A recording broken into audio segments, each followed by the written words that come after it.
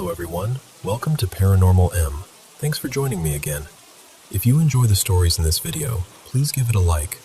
And if you've had any paranormal experience you can't explain, you can send it to me. We'll start with a story from someone who used to live with two friends from uni. Their house already had strange noises sometimes, but one day, they heard something that sounded exactly like their roommate. Now let's get into it, and I hope you sleep well tonight.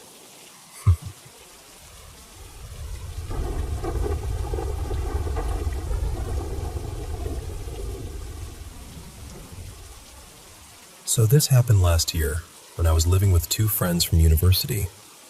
We were all around the same age, early 20s. I'll call them Mia and Lila. The house we rented had this big metal gate you had to unlock before you could even get into the yard. Then, after that, there was the actual front door. We all had keys for the front door, but for some reason, there was only one key for the gate. We always said we'd get another copy made, but we never did. You know how those little errands become permanent ghosts on the to-do list. So whoever finished class first would take the gate key for the day. That afternoon, Mia had it because her lectures ended earlier than ours. Lila and I got back at the same time, and we both just assumed Mia was already inside. She had told us she was going straight home after class. Now, the gate was tall enough that you couldn't really see through it, but sound carried really clearly. We rang the bell a couple of times, and after a moment, we heard the front door open from inside the house. Then we heard Mia's voice. Clear as anything, she said, "Hang on, I'm coming." It sounded exactly like her. Not just a similar voice, it had her tone, her little rushed way of speaking, everything. Then we heard footsteps, like someone moving around inside with shoes on. So Lila and I just stood there, waiting. But nobody came. We rang again, waited again. Still nothing. At first, I was just irritated. It was boiling outside, we were tired, and I remember thinking, why is she taking so long? I kept pressing the bell and knocking on the gate, but there was no answer at all. Eventually, we called Mia. She picked up, and immediately I could tell she wasn't in the house. There was traffic noise behind her. I said, "Can you please open the gate?" And she sounded confused. She said, "I'm not home. I went out to grab food. I'm walking back now." I looked at Lila, and she was already staring at me. My stomach just dropped. I asked her, "You heard that too, right?" And she nodded. She looked genuinely scared and said, "Yes, I heard her." There was no one else living with us. No visitors, no spare roommate. And it wasn't some vague sound that we convinced ourselves was Mia. It was her voice, from inside the house, telling us she was coming. I don't live there anymore, thankfully. But while we were there, strange noises were pretty common, especially when one of us was home alone. Doors shifting, footsteps, little sounds from rooms that should have been empty. But that day at the gate was different. That was the moment the house stopped feeling like a weird old rental and started feeling like something in there knew us well enough to pretend.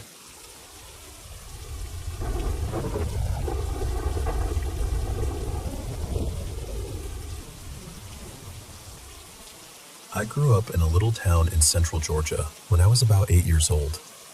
And when I say little, I mean the kind of place where everybody knew everybody, and if you sneezed on one end of town, somebody's aunt heard about it by supper. My best friend back then, I'll call him Clint, lived in this big white house at the top of a hill. It had this enormous yard, the kind that felt made for tossing a football around or playing baseball until the sun started slipping behind the trees. But the house itself always gave me a strange feeling. It was old, really old.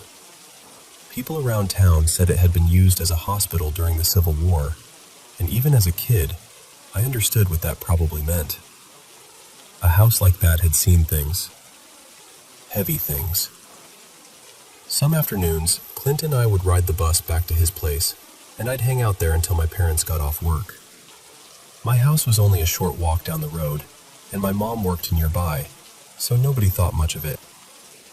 That was just how things were in a tiny southern town. One day, we got to his house like usual. Clint had his own key, so he unlocked the front door.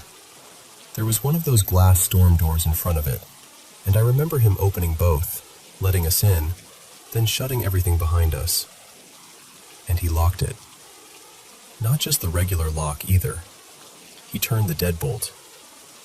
We went upstairs to his older brother's room, where we usually played with Legos and tried to sneak in a little time on the Xbox.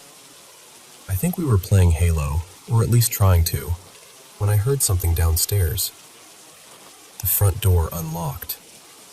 I knew that sound, that sharp little turn of the deadbolt. Then the glass door opened and closed. Then the main door shut after it. I looked over at Clint and said, "Is your dad home?" He didn't answer right away. His face had gone pale, and his eyes looked huge. "No," he said quietly. "He won't be home for another hour." Then we heard footsteps. Slow, heavy steps across the wooden floor downstairs. Then they started up the stairs. That was when we both lost it. We started screaming, because from where we were sitting, we could see the staircase. We could hear someone coming up, clear as anything. But there was nobody there. No shadow, no person, nothing. Just footsteps. They came all the way up to the landing and stopped right outside the room we were in. For a few seconds, everything went still.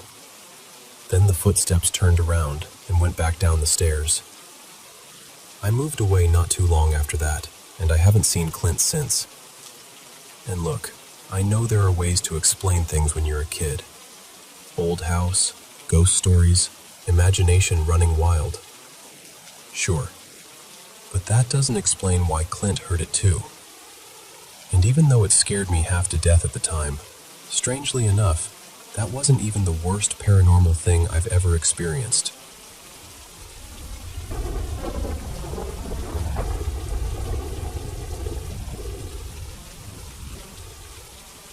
Before I get into everything, I should probably explain that we moved into this old house back in October.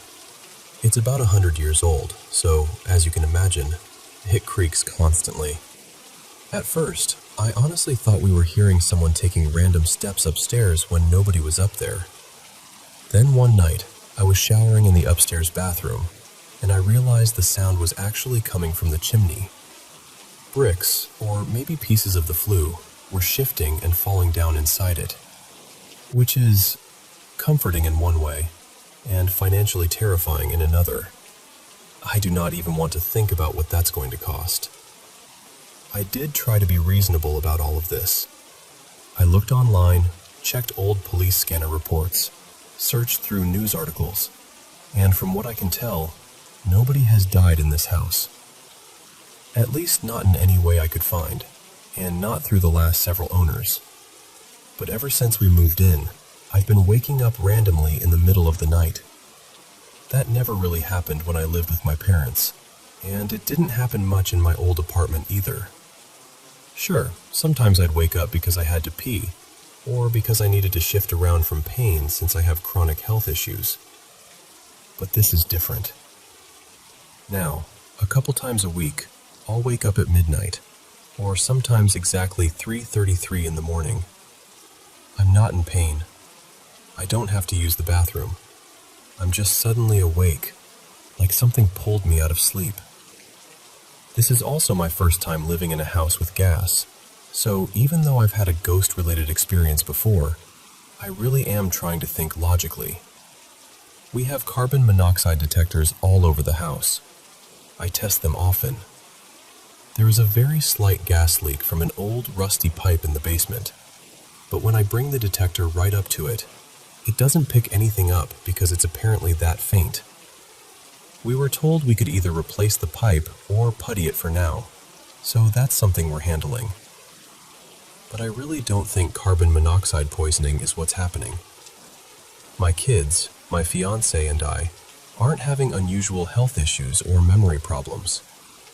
3 of us have ADHD, so believe me, I would notice if things were suddenly worse than normal.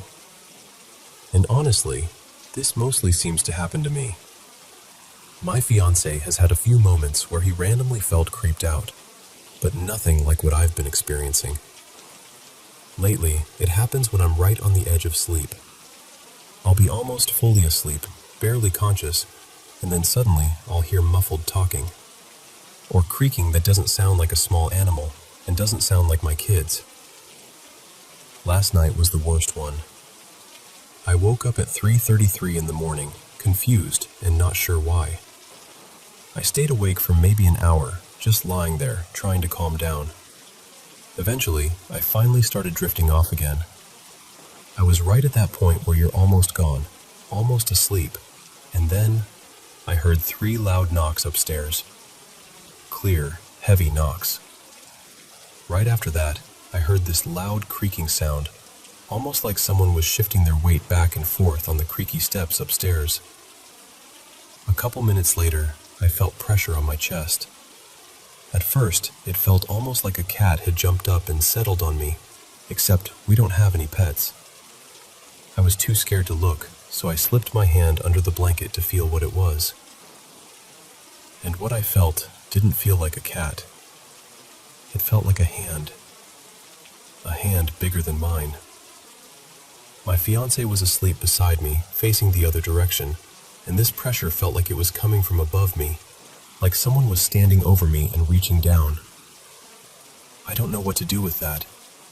I really want to believe this house is not haunted because ghosts absolutely terrify me. I love horror movies, but ghost stuff gets under my skin in a way nothing else does. I'm the kind of person who can watch one ghost movie and then feel on edge for a month afterward. When we moved in, I saged the house. I make simmer pots sometimes. I burn protection candles every now and then. I've tried to make the house feel safe and peaceful, but now I feel like I need to do something different. The only other time I experienced something this creepy was when I was a child. And even then, whatever presence I felt never touched me. This time, it did.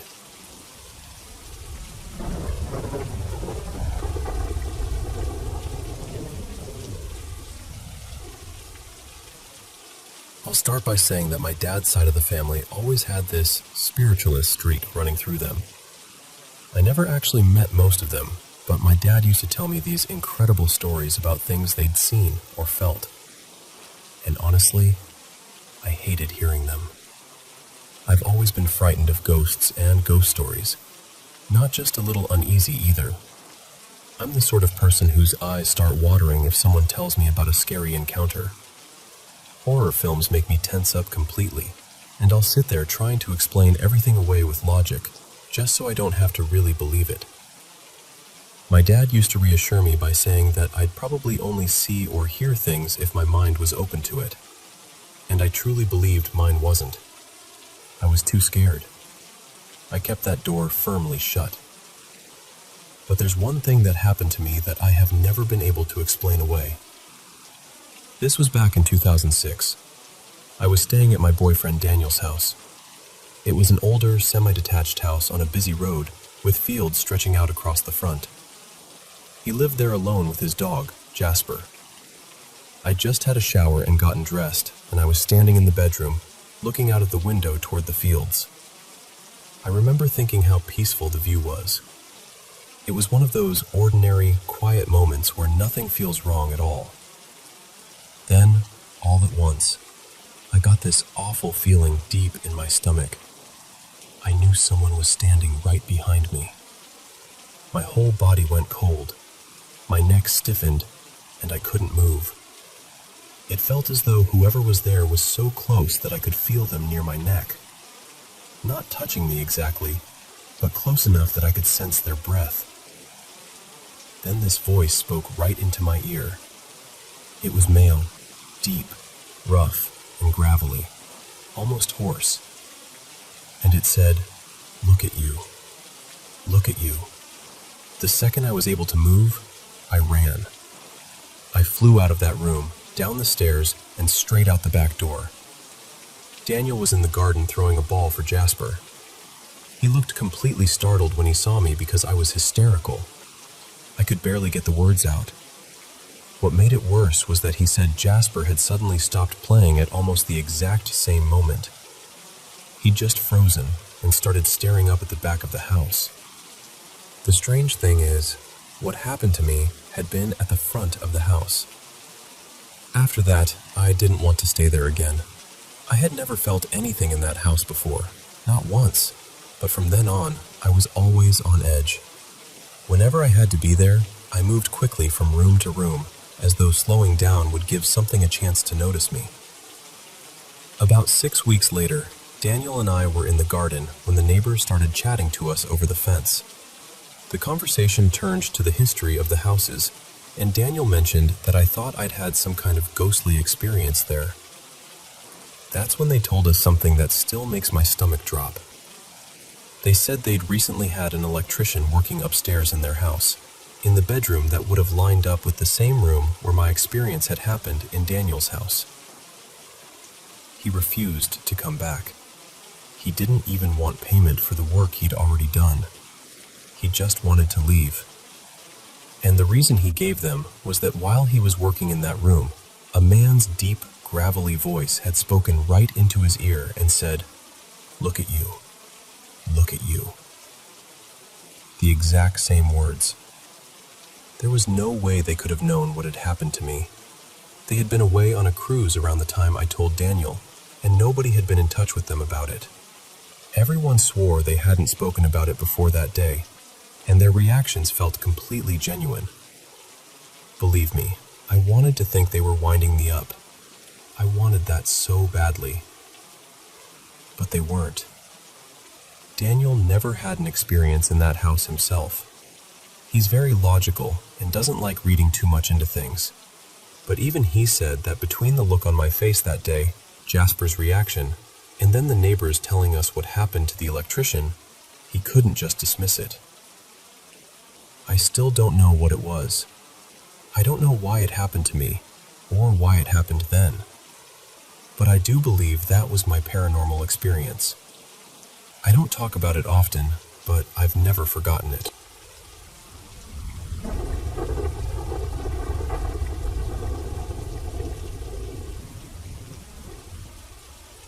I've had strange things happen before. Things I could usually brush off, or at least try to explain away. But this one genuinely left me unsettled, and honestly, I still don't know what to make of it. That night, I was sitting on the couch in the living room, trying to finish some homework while my mom was nearby. We live out in a canyon area, so there's a lot of wildlife around, and once it gets late, it turns pitch black outside. It also gets really cold, and the whole place becomes so quiet that every little sound feels louder than it should. It was close to 11 p.m., and I had an assignment due at midnight. I was already stressed because the online program I was using kept glitching and giving me problems. Every so often, I'd get frustrated and mutter under my breath, or snap at the screen because it just wasn't working the way it was supposed to. At some point before I finished, I decided to drive to a nearby gas station. I honestly don't remember exactly why. Maybe I wanted a drink or a snack, or maybe I just needed to get out of the house for a few minutes.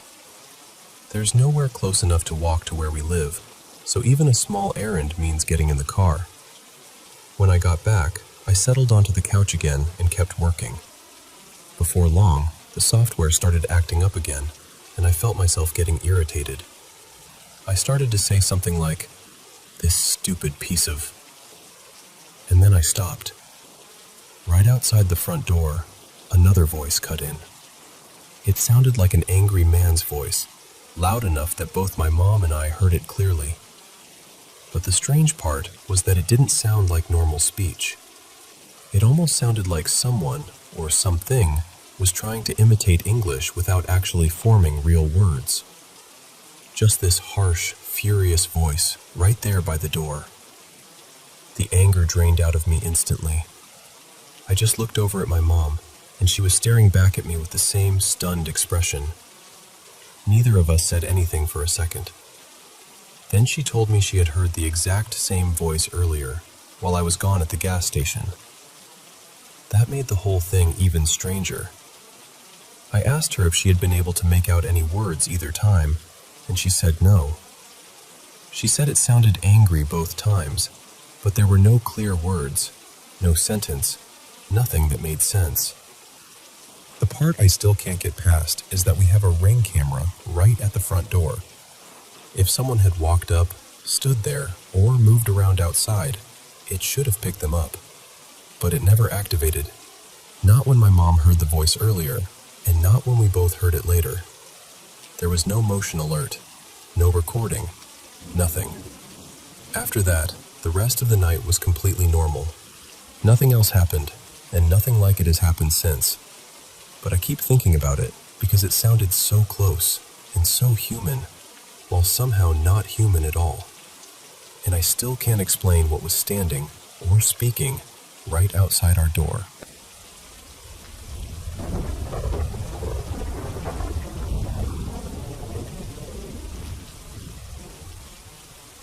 I don't really know what else to do at this point. I've tried handling it the only way I can. I don't have extra money right now for Palo Santo, sage, or anything like that, so I just stood there and told it out loud that it needed to leave. I thought maybe being firm would help, but honestly, I think it made things worse. I'm in southeastern Michigan, and what's strange is that this didn't come out of nowhere completely. About 4 years ago, we actually caught something on camera. That was the only time anything really happened back then, and after that, it went quiet. Completely quiet. So I have no idea why it's suddenly active again now, or why it seems so focused on me. It feels like it knows how to scare me. At first, about a week ago, I kept seeing little movements out of the corner of my eye. Just quick flashes, too fast to make out a shape. I'd turn my head and there'd be nothing there. Then every day it seemed to add something new. First it was movement. Then I started making out what looked like a head, then arms, then hands. After that, I began seeing tiny flashes of light, then shadows. Then I could feel it near me. That's the part that really got to me. There will be this sudden coldness or a tingling feeling on my skin. Sometimes it feels like something is touching me. Other times, my bed will shift just enough for me to feel it move underneath me. And lately, when I'm upstairs in the kitchen, it sounds like a big, heavy man is charging up the basement stairs. Not walking, charging, like somebody is running at full speed right toward me. Now I'm seeing wisps, almost like mist, right in front of my face. It isn't just once in a while anymore. It's constant. Every day, all day. The noises keep getting louder too, like it's trying harder and harder to make sure I notice. Today was the worst it's been. I finally told it that if it kept scaring me, or if it tried to hurt me, then it was no longer welcome in my house. And whatever it is, it did not seem to like that. After that, everything got louder. I kept seeing it around me, or feeling it nearby. My bedroom is in the basement, which is where the activity is the strongest. And a little while ago, I was down there alone when it started up again. I tried to ignore it. I put my phone close to my face so I wouldn't have to see anything around me, and I turned the volume up so I wouldn't hear the noises. And then my phone started acting wrong. The sound distorted. The picture glitched. It was like something was messing with it right in my hands. My daughter, Leah, has seen it too. Sometimes she refuses to go downstairs at all. She calls it the white monster. But my son and my husband, nothing. They haven't had any experiences with it, not one. So I don't know what I did. I don't know why it seems angry with me, or why it keeps coming after me specifically. I just know I need help, because I'm scared and I'm tired. And the reason I believe it's something in this house is because none of this happens anywhere else. Only here. Only in my home.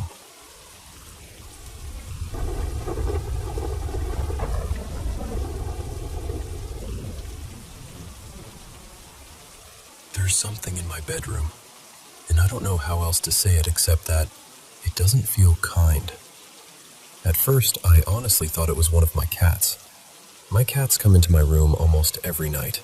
I can feel them jump up onto the bed, move around a little, groom themselves, and then settle somewhere near my feet. They're quiet little creatures, and they seem to like being unnoticed. The moment I make it clear that I know they're there, they usually disappear or tuck themselves behind the blankets. But this is different. There's something else in the room with me. Something that tries to act like a cat, but it isn't one. I think it's been around for close to 2 years now. I can't really see it the way I see my cats, but I can hear it purring, and the feeling I get from it is wrong, heavy, unwelcome. I have this awful suspicion that it's connected to a man who hurt me in the past. It likes to touch my foot, especially when I'm trying to sleep. At first, I tried to ignore it, hoping that would make it stop. But lately, it has become more forceful. One night, it shoved my leg down against the bed so hard that it startled me awake. I got angry. I called on Jesus for protection, and that was when it showed itself. What I saw was a dark shadow, just the head and upper body, hovering above me. It also does this strange thing where it makes my body vibrate. I know that sounds bizarre, but that's the closest way I can describe it. The vibration goes through me, and after a while it makes me feel sick. It wears me down. It's not just frightening, it's exhausting. I've seen it watching me too. At one point it appeared like a tiny man. Then it changed into something like a miniature cat, and then something almost like a mouse. It kept shifting, right in front of my eyes. That's one of the things that confuses me most. Why is it so small? Why does it keep taking on these little forms? Last night was worse. It pinned my leg to the bed and held me by the ankle. The pressure felt so real that I was sure I'd wake up with a bruise. There's something else, too.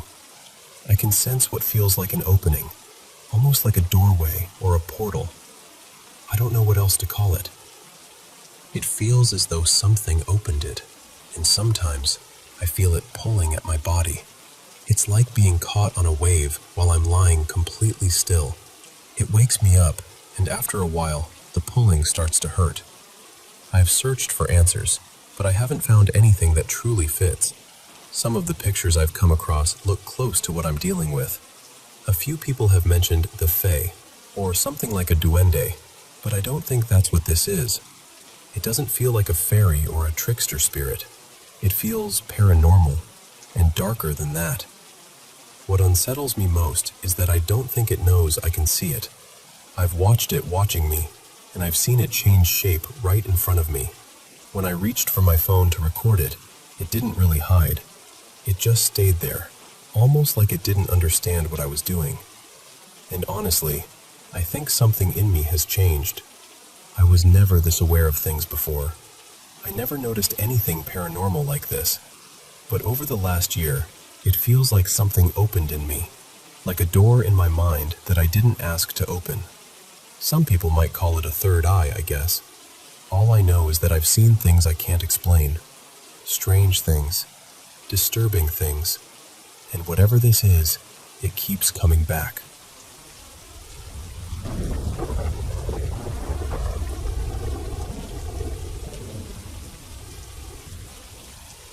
I still think about this sometimes, honestly.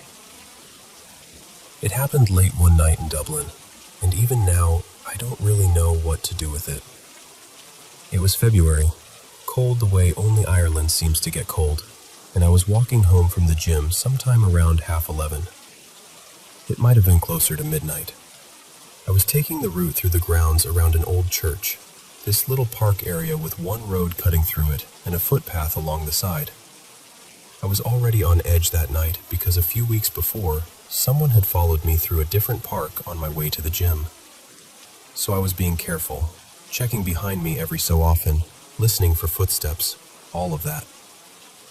The road through the church grounds was straight and pretty well lit.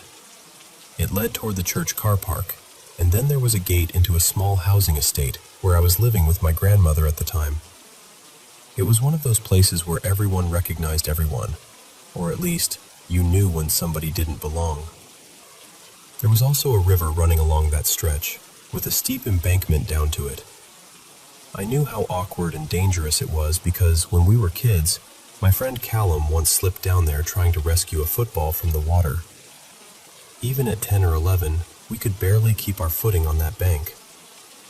So anyway, I looked over my shoulder for just a second. There was nobody behind me. But when I turned back around, there she was. An elderly woman. Much too close to have come from the gate, because I would have seen her before. She was wearing a pale cardigan and a long, light-colored dress, and she had shopping bags in both hands. That alone felt strange. It was freezing, it was nearly midnight, and she looked to be in her late 80s at least, maybe older. I remember being able to see her face clearly under the streetlights. Her posture was hunched, slow, tired. But I didn't recognize her from the estate, and that bothered me more than I wanted to admit. Still, I told myself she was just an old woman, nothing more. So I kept walking. When I got close, maybe a meter away from her, she suddenly let out this awful screech. I don't mean a shout.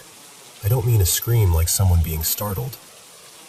It was this sharp, terrible sound that honestly didn't feel human. It went right through me. I jumped and hurried past her, trying not to panic. I only got a few steps away, maybe 3 or 4 meters, before I looked back. And she was gone. Just gone. There was nowhere she could have gone that quickly. I didn't hear footsteps. I didn't hear the rustle of bags. I didn't hear her fall. And because of where she had stopped, right beside the river, the only place she could have disappeared to was down that embankment. But that bank was steep. I knew it was steep. A child would have struggled on it, never mind a frail old woman carrying bags. And if she had fallen, I should have heard something. A splash, a cry, anything. There was nothing. When I got home, I told my grandmother. She listened quietly, and then she said the thing I had already been afraid to say out loud. She said it sounded like a banshee. In the old stories, a banshee appears as a woman in white, crying or wailing as a warning before death comes to a family. Sometimes she's seen near water, washing blood from clothes. And I know how that sounds. I know there are probably people who would try to explain it away. Maybe she was a confused elderly woman. Maybe she stepped into the shadows somehow. Maybe I was tired, anxious, already scared from what had happened weeks earlier. But I can't make any of those explanations fit. Why was she there at that hour? Why was she dressed like that in the cold? Why did she scream at me? And what was in those bags? Not long after that night, my grandmother was hospitalized. She survived, but only for a few more months.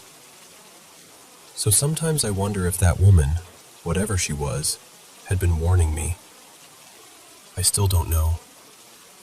But I remember that sound, and I remember looking back at that empty road with the river beside it, knowing there was no ordinary way she could have vanished.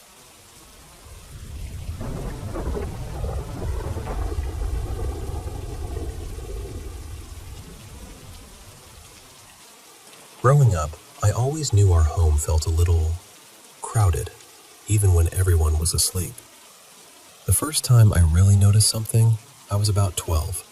I shared a room with my older brother, and my eldest brother was usually away during the weekdays because of national service. His room was this small, storage-like room near the toilet, right beside the kitchen area. One night, around 10, I went to the toilet.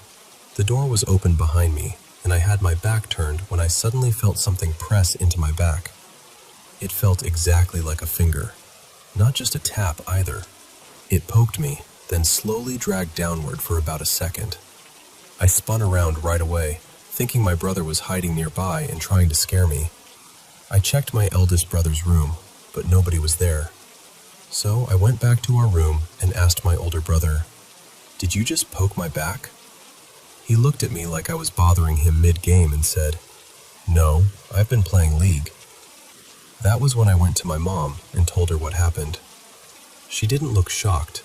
That made it worse. She just told me, very calmly, "Next time, don't acknowledge it." And that was the day I found out she believed there were 2 spirits living in our house. A few years later, when I was 15, my family went out for a day trip, and I stayed home alone. I did what any teenager would do with an empty house. Stayed up until 2 in the morning playing games. Before sleeping, I went to the kitchen area to brush my teeth. The bathroom, toilet, and my eldest brother's room were all around there. Now, our toilet door was an old sliding door, not the smooth kind. You had to use real strength just to shut it properly. While I was brushing my teeth, that door suddenly slammed halfway shut. I jumped backwards so hard I nearly slipped. At first, I tried to blame the wind, because your brain will grab anything normal before accepting something strange. But every window was closed. The main door was closed. The weather was completely still. And that door was so heavy, even a strong breeze would have struggled to move it. I ran back to my room, locked the door, and prayed until I fell asleep. Then, when I was 17, something happened that still bothers me. It was around 8 in the evening. I was lying on my bed texting a friend. My mom was in the bathroom showering, my brother was out running, and my dad was still at work. Then, from the kitchen, I heard my mom call my name. Clear as day. Her voice, her tone, loud enough that I answered from my room. But she didn't respond, so I got up and went to the kitchen. I asked, "Mom, what did you call me for?" She looked confused and said, "What are you talking about? I didn't call you." My heart just dropped. I said, "Okay," and went back to my room, trying to convince myself I must have misheard. About 20 minutes later, she came in and said, "Mira, next time you hear your name being called, don't answer. You already know what it is." I told her, "But it sounded exactly like you." Her face went pale.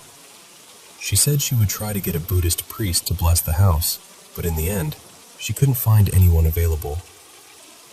By 19, I had convinced myself the strange things only happened around the kitchen. I was wrong. One night, around 9, my brother was eating in the kitchen while I was in our room playing games. We had a bunk bed, and near it was a small drawer where we kept clothes. On top of that drawer, we had a little open container filled with pens, pencils, and markers. Suddenly, one pen dropped to the floor. I sat up too fast and hit my head on the bottom of the bunk bed frame. Before I could even react properly, another pen flew from the drawer across the room toward the window. I shouted for it to stop.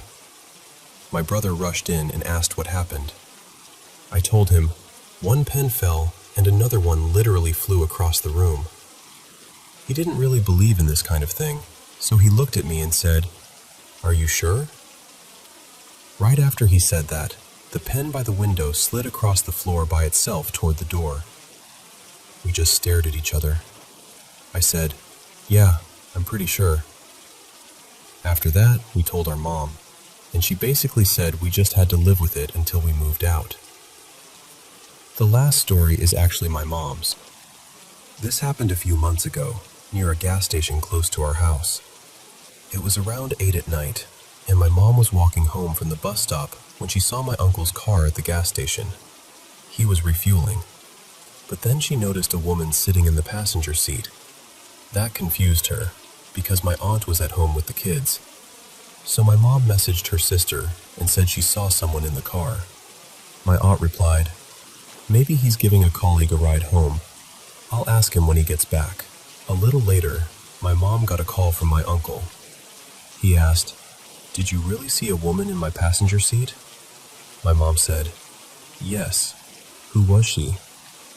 There was a pause. She could hear him talking to my aunt in the background before he came back and said, "Please don't scare me." There was nobody in my car. I wasn't driving anyone. My mom said, "But I really saw someone sitting beside you." At that point, my aunt started shouting and chanting in the background, and my uncle quickly ended the call. There's one more story, but I don't remember it myself because I was barely 3. My mom told me about it later. Back then, my grandparents were still living with us in that same old house. I was playing with a ping pong ball, bouncing it against the wall while my mom and grandparents watched me. One time, I threw the ball at the wall, and instead of bouncing back normally, it lifted upward by itself, rose toward the ceiling, then dropped down again. My mom and grandparents looked at each other and silently agreed not to tell me. I only found out years later when I asked my mom about her own experiences. And honestly, after everything that happened in that house, I believe her.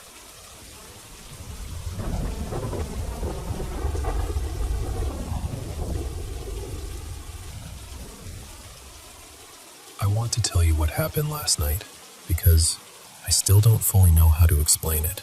Me and a few friends had been out for a while, and by the end of the night, everybody was starving. We finally settled on pizza, ordered some, picked it up, and figured we'd eat somewhere instead of just heading straight home. That's when one of my friends, Kainoa, suggested this park nearby. Now, this park is pretty secluded. At night, there usually isn't anyone there except maybe a few houseless people passing through. It's not the kind of place where you expect to see families or kids after dark. When we got there, the parking area was basically empty, except for what looked like an older couple slowly driving around, maybe looking for their dog or something. The park has 2 playgrounds. One is older and bigger, the one that's been there forever. The other is smaller, newer, and fenced in. We decided to hang out at the smaller one. At first, everything was fine. We were eating, joking around, messing with the playground equipment. My girlfriend was nervous about being there, and honestly, a couple of us were too. But after a little while, she seemed to relax. I even started having fun. I was sitting on this spinning thing, or swinging thing, I don't even know what it's called, and my friends were pushing me around on it. Then we started hearing noises. At first, it was easy to explain away. It could have been wind, or something moving in the trees, or maybe someone somewhere in the distance. But then, the sound changed. It started to sound like humming. Then it sounded more like singing. And almost immediately after that, I got this horrible feeling in my stomach. It wasn't just fear. It was this deep, heavy dread, like my body knew something was wrong before my mind could catch up. Kainoa heard it too. He was the one who had wanted to come to the park in the first place, and even he looked uncomfortable. Once he said he could hear the singing, we all pretty much decided it was time to leave. The thing is, we live in Hawaii. Most of us in the group are Hawaiian, born and raised here, and we grew up hearing these stories. So when you hear singing in a dark, empty place where nobody should be singing, you don't just laugh it off. You think about night marchers. In Hawaiian folklore, night marchers are spirits of ancient Hawaiian warriors who are said to walk the islands. The stories say that if you see them, and no one from your family line is among them, they can kill you. Other versions say that if you don't have Hawaiian blood, you're in danger. Either way, it's not something we take lightly. So we left fast. Everyone was shaken up. My friend driving backed out, and we started getting away from the park.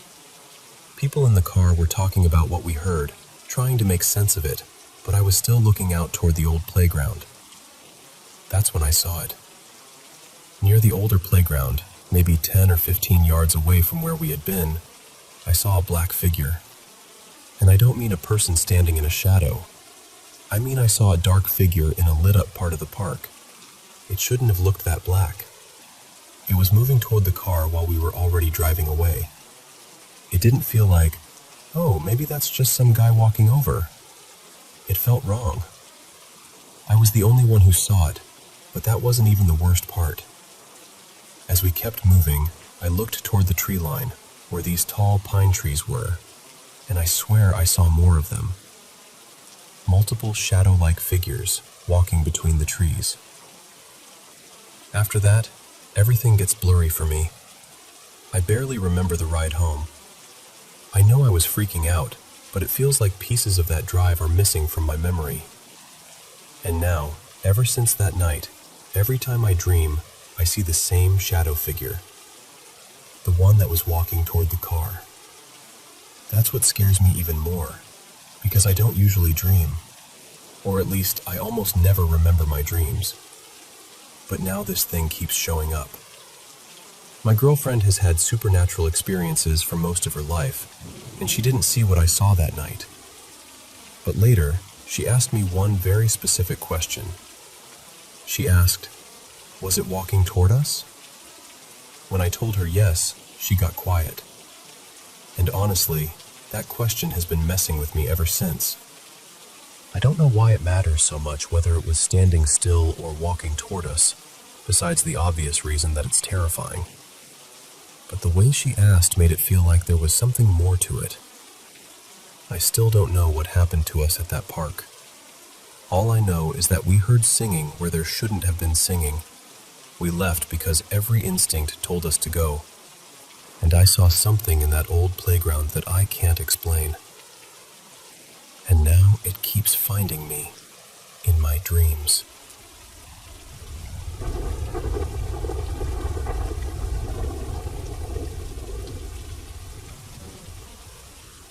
I grew up in a trailer park in South Carolina, not too far from Myrtle Beach. On a good day, you could get there pretty quickly. In the summer, though, forget it. The roads would get packed with tourists, and what should have been a short drive could stretch out forever. I was about 10 years old when this first happened. That night, the house was dark and quiet. My parents had gone next door to spend time at my grandmother's place. A lot of our family lived in the same trailer park, so going from one home to another only took a few seconds. Because of that, it wasn't unusual for me to stay home by myself, especially at night when the adults were hanging out, talking, drinking, and doing their own thing. I remember walking toward the kitchen to get a glass of juice. As I passed by my mother's bedroom, I noticed her door was open. The room was darker than the rest of the trailer. Not pitch black exactly, but dim enough that it made me slow down. At first, I was just going to keep walking. Then I saw something move. I stopped and stared into the room, trying to make sense of what I was seeing. After a moment, I could make out the shape of a person. But there were no features, no face, no clothes, no details at all. It looked like a human figure made entirely out of shadow. And it wasn't standing. It was crawling up the wall behind my mother's bed. The strange thing is, I didn't feel terror. I didn't feel like it hated me or wanted to hurt me. It felt more like it knew I was watching it. For a few seconds, we were just there together in that quiet darkness. Then it disappeared. I didn't scream. I didn't run out of the house. But I did hurry to the kitchen, grab my juice, and go straight to bed. Years passed, and eventually I pushed the whole thing out of my mind. Life moved on. My family ended up leaving South Carolina and moving north to Ohio for personal reasons. And once again, we lived in a trailer park. This trailer was nicer than the one I remembered from when I was little. It had a big yard, and the people who owned it before us, an older couple, had made some additions to it. There was a garage area that had been turned into a back bedroom, and another little room built onto the side of the house. The hallway was laid out pretty simply. My room and my brother's room were along the main stretch. The bathroom was near the end on the left. My sister Lacey had the sunroom as her bedroom. My mother's room was at the very end of the hall.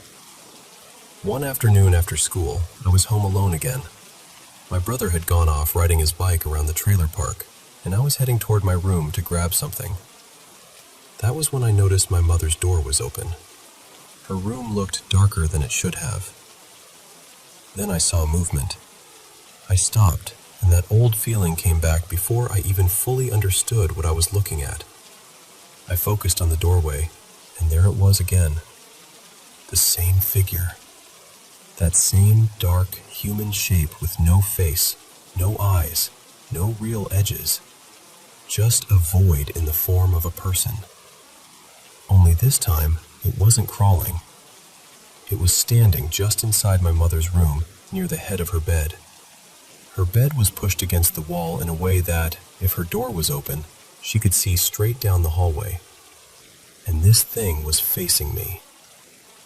I say it was staring, but I couldn't actually see eyes. There was nothing there to look back at me, and somehow that made it worse. I could still feel it watching me. It was like pressure on my skin, like the air itself had leaned closer. I stood there looking at it, and it stood there looking at me. Again, I didn't feel hatred from it. I didn't get the feeling that it was about to attack me, but I did feel uneasy. Deeply uneasy. It didn't feel safe. It felt aware. We stayed like that for maybe a minute or two. Then, just like before, it disappeared. Ever since then, I've kept my cross on. I only take it off when I shower. Maybe that sounds extreme, but after seeing the same figure twice, years apart, in 2 different homes, I'd rather be careful. I don't know what it was. A spirit, a shadow figure, something attached to my family, or something else entirely. But I don't want it brushed off as my imagination, because I know what I felt. I felt it watching me. And even though I wasn't exactly afraid, I knew one thing very clearly. Whatever it was, it didn't feel completely harmless.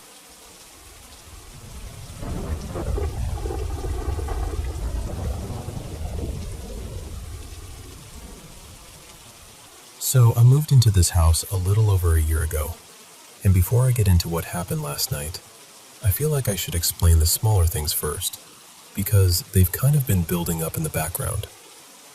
Not long after I settled in, my smart speaker started doing this strange thing where it would randomly play old soul records and soft jazz by itself.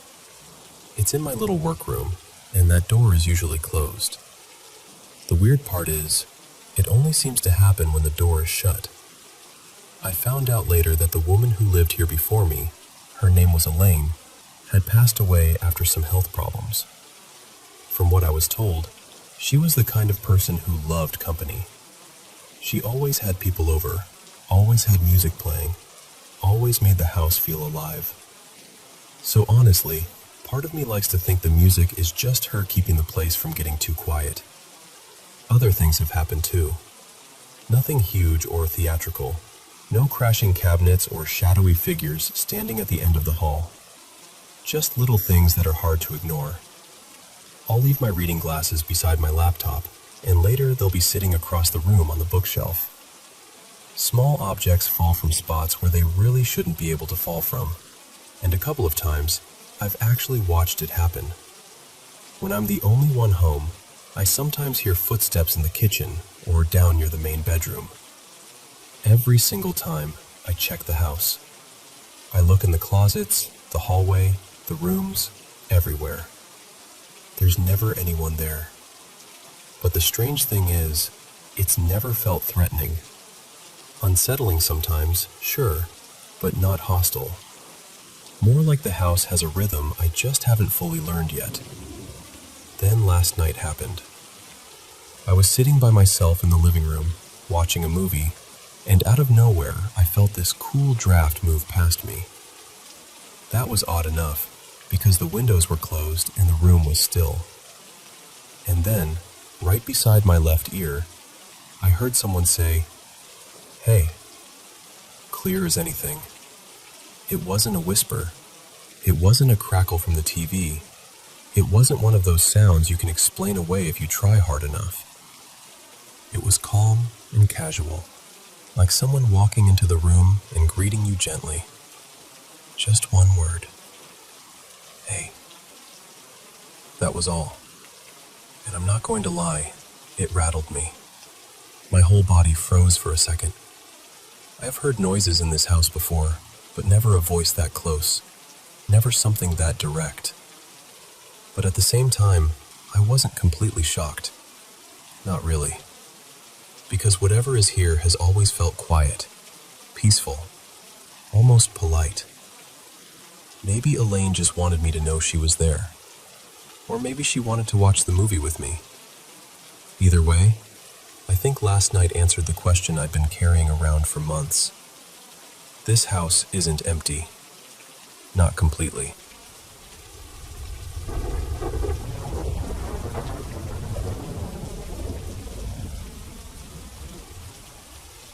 I'll be honest with you. We probably should have talked ourselves out of it before we ever got in the car. But that night, curiosity had its hooks in us. A few of us decided to visit this old cemetery on the edge of town, the kind of place with leaning headstones, weather-worn names, and graves that went back to the 1700s and 1800s. A lot of the people buried there were old Quaker families, and during the day, the place felt quiet in a peaceful way. At night, though, it felt completely different. We brought an Ouija board with us. By the time we arrived, the sky had gone dark enough that the trees looked like one solid wall around the cemetery. We found a small cluster of old tombstones and set the board down carefully between us. Before any of us touched it, my friend Mason said we should say something first, just to be respectful. So we did. We said, "We invite only spirits who mean no harm. If you bring lies, anger, or malice, you are not welcome here." Then we placed our fingers on the planchette and asked the simplest question we could think of. "Is anyone here?" For a while, nothing happened. The planchette didn't twitch. Nobody spoke. We just sat there in that heavy silence waiting for something, anything. After about a minute, I could feel everyone's excitement starting to drain away. It felt like we had built the whole thing up in our heads, only to sit in the dark with a piece of cardboard. Then we heard it. A deep, metallic sound came from somewhere beyond the graveyard, out in the woods. It sounded like someone had struck a gong. Not a branch snapping, not an animal, not something falling. It had this round, ringing quality to it, loud enough that every single one of us froze. Nobody laughed. Nobody tried to explain it right away. We were all just staring toward the trees. After a minute, one of us asked out loud, "Are you trying to answer us?" Then Mason asked, "Can you not use the board? Is that sound how you're speaking?" And then it happened again. The same low, echoing gong sound rolled out from the woods. That was when the whole mood shifted. It didn't feel like a game anymore. It felt like something had noticed us. For several minutes, we sat there, barely breathing, waiting for it to happen again. The sound stopped for a while, and we started convincing ourselves that maybe whatever it was had moved on. Maybe it was some weird piece of metal in the woods. Maybe a person. Maybe our nerves. We were just about ready to pack everything up. Then the gong sounded again, but this time it was farther away, fainter, and it rang twice. That was enough for us. We grabbed the board and hurried back to the car. Once we were inside, with the doors shut and the cemetery behind us, we pulled the Ouija board out again, trying to make sense of what had just happened. That was when I noticed something that made my stomach drop a little. The planchette didn't have the clear glass or plastic window in the middle. It was either broken, badly made, or just some cheap fake version. So there we were, sitting in the car, realizing that if something had been trying to communicate through the board, the one piece it needed might not have even worked properly. On the drive home, none of us could stop talking about the sound. We had been to that cemetery during the day before, and we had walked near those same woods. We never heard anything even close to a gong. No church bell, no wind chime, no metal gate, nothing. Then Mason said something that honestly stuck with me. He said maybe we really did invite something in, but because the planchette was broken, it couldn't answer us through the board, so it used the only thing it could. That sound in the woods. And I know how that sounds. I know there are probably people who can come up with practical explanations. But in my mind, that is still the explanation that feels the closest to what we experienced. I've never had anything like that happen before. Not before that night, and not since. So I keep wondering, was Mason right? Did we actually reach something, only for it to answer from the trees instead of the board? And the bigger question is, should we ever go back with a working board and try again?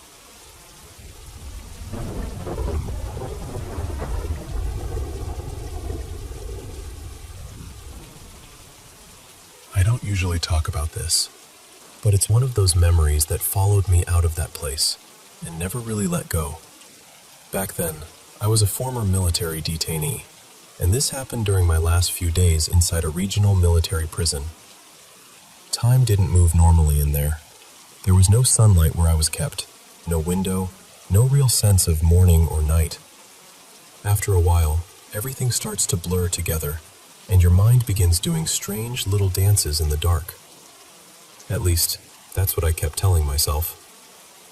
I was in solitary confinement. They had me in C Hall, which was a whole row of cells, but I was the only person inside that block. Every other cell was empty. No footsteps, no coughing, no voices. Just me, those steel doors, and a kind of silence that felt alive. Across from C Hall was D Hall. That was where they kept the other prisoners, mostly the ones being questioned.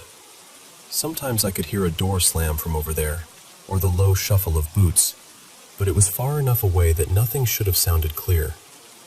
Then, a few days before I was supposed to be released, things changed. It started with whispers. At first, I thought it was my imagination. They were soft, almost like breath moving past my ear. I couldn't catch everything, only pieces. Why did they leave me here? I never confessed. Those words sank into me. They didn't sound like they were coming from another hall. They didn't sound like echoes either. They sounded close, almost personal, like someone was leaning over my shoulder and speaking just for me. I tried to explain it away. I really did. No sleep, no daylight, too much time alone. Solitary can twist your mind into knots. So I told myself that was all it was. Stress, darkness, isolation. That explanation helped for a while, until the banging started.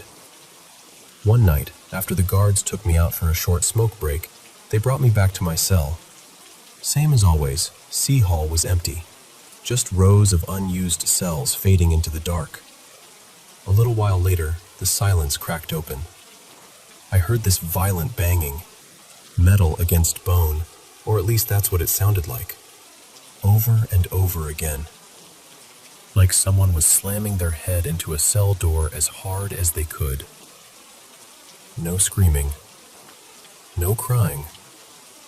No voice at all. Just that horrible, steady impact.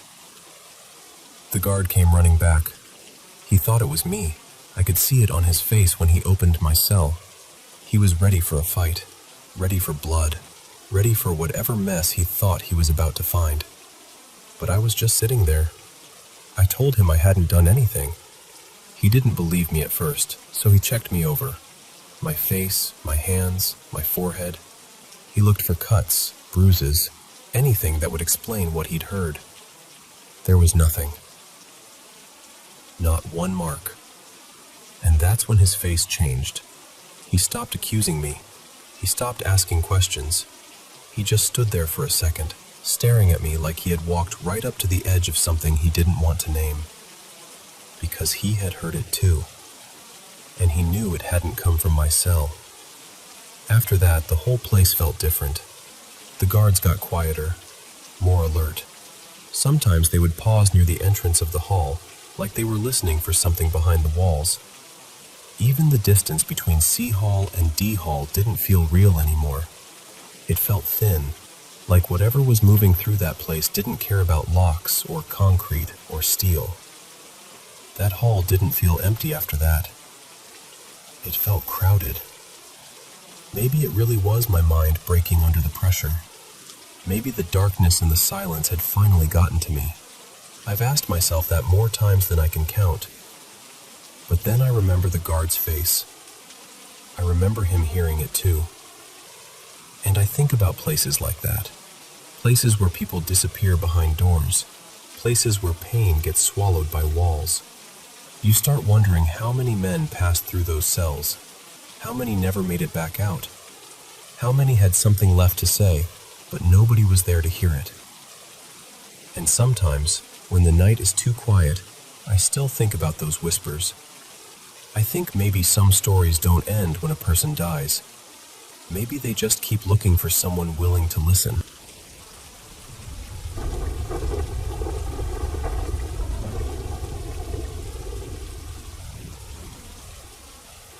I've always kind of kept this story tucked away in the back of my mind, mostly because whenever people talk about haunted places in Old Town San Diego, the Whaley House usually takes over the whole conversation.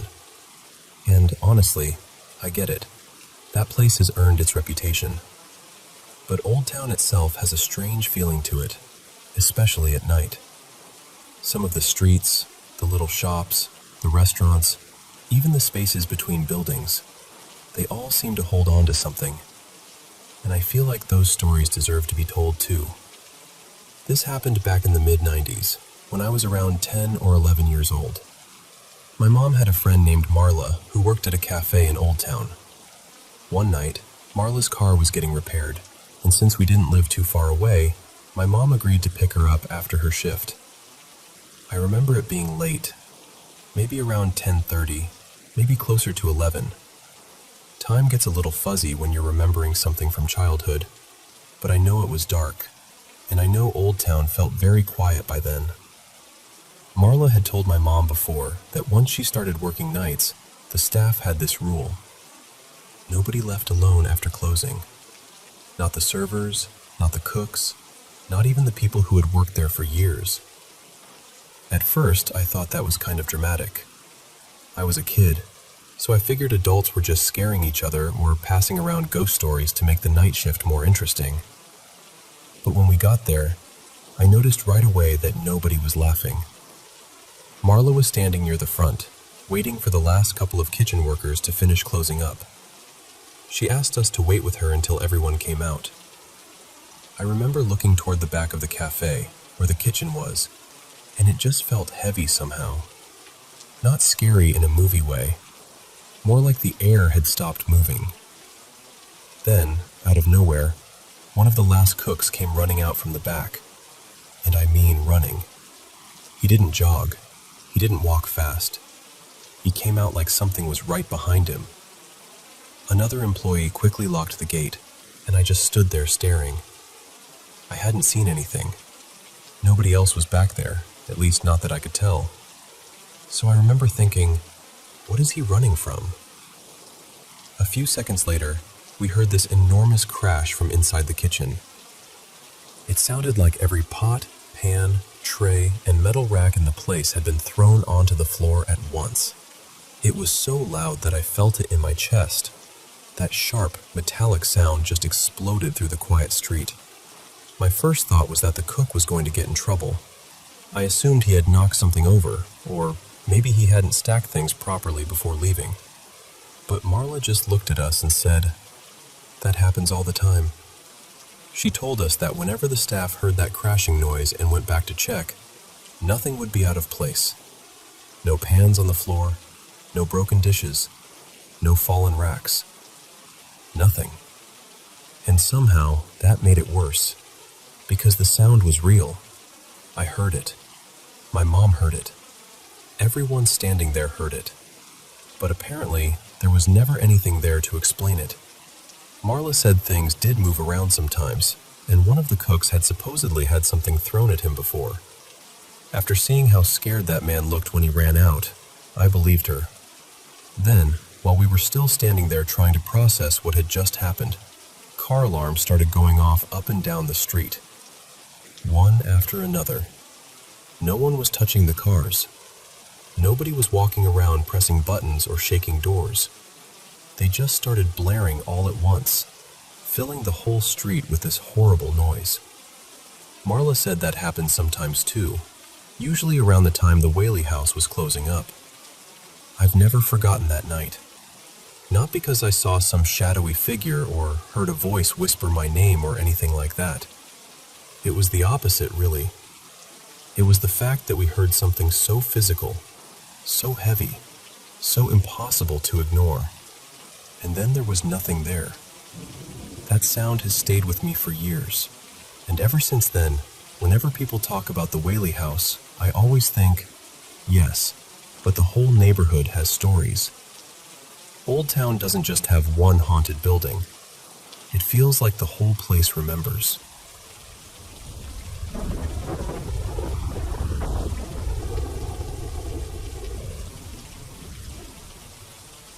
This happened a little over half a year ago, and I still think about it more than I probably should. It was very late, maybe close to 3 in the morning. I was in my room by myself with the lights off, and the only glow came from my phone screen. The whole place was quiet in that strange nighttime way, where even the air feels like it is listening.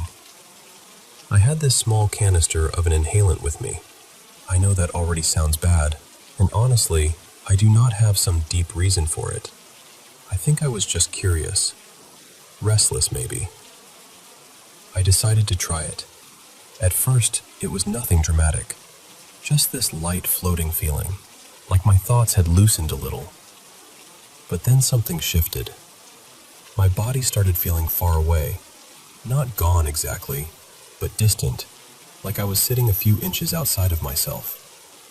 My fingers felt numb and strange, and when I moved them, they did not feel completely like mine anymore. The room did not spin, and it did not blur the way I expected it to. It was more like the edges of everything softened. The walls, the shadows, even the silence. Reality felt thinner somehow. Then I looked down at my hand, and there was something in my palm. At first, I thought my mind was just misfiring. But the longer I looked, the clearer it became. It was tiny, about the size of a piece of candy, and almost see-through. It looked like it was made of glass or water, with this soft little square body that gently wobbled when it moved. It had 2 small eyes, a tiny mouth, and this strange, tender presence. I do not mean warm to the touch. I mean it felt warm emotionally, like standing near someone who trusts you completely. It looked up at me, and then, in the softest little voice, it said, "Papa." I know how that sounds, I know, but I swear it did not feel like I made it up. The voice was not exactly in the room, but it was not just a thought either. It landed inside my mind with the weight of something real. I froze. The little thing shifted in my hand, almost like it was shy or uncomfortable. It wiggled a little, the way a small child does when they are trying to stay still but cannot. For some reason, that detail has stayed with me the most. It made it feel alive. Not like a random image. Not like a dream. It felt like it was there with me. And the strangest part is that I was not afraid. I felt responsible for it. I felt like I needed to keep it safe, like it had chosen me for those few seconds. Maybe it was only seconds. Maybe it was longer. I honestly lost track of time. Everything else disappeared. There was no room, no night, no phone light. Just me and this tiny glass-like creature resting in my hand. Then, all at once, it vanished. No fading, no dissolving, no slow goodbye. It was just gone. The second it disappeared, everything came rushing back. My body felt heavy again. The room felt solid. My heart started pounding so hard it actually scared me. I kept staring at my palm, opening and closing my hand, hoping it would come back. But it did not. Since that night, I have not been able to let it go. Not because it frightened me. It is more painful than that. I miss it. I tried to recreate everything. Same room, same hour, same darkness, same quiet. But nothing happened. And honestly, I do not even care about chasing the feeling anymore. I just want to see that little creature again. I know it sounds impossible. I know it sounds like something my brain invented under the influence. But it felt too specific, too personal, like it came from somewhere, and for a moment, it found me. Has anyone else ever experienced something like that? Something that felt real, that noticed you, that interacted with you, and then disappeared without a trace? And does anyone know if there is any way to see something like that again? Because I miss him. And some part of me still feels like he is out there somewhere.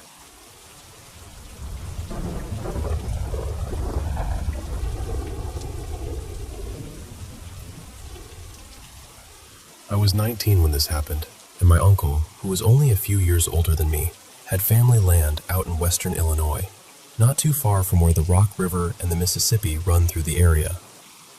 Their place sat out in farm country, with a pond behind the house and maybe a dozen acres of woods stretching beyond it.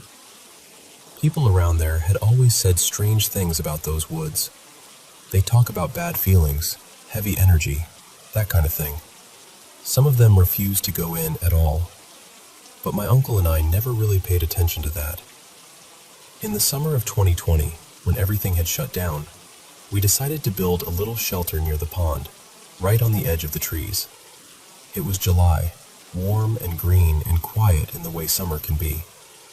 For about 2 weeks, we camped out there. We cooked over fires, built up our little spot, made up games, and just lived outside. Honestly, it felt perfect. I wasn't scared of anything.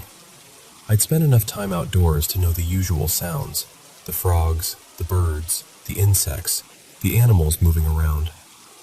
We had planned to stay out there for almost a month. We didn't make it that long. One evening, close to sunset, I went into the woods to gather more sticks for the fire. I knew the path well.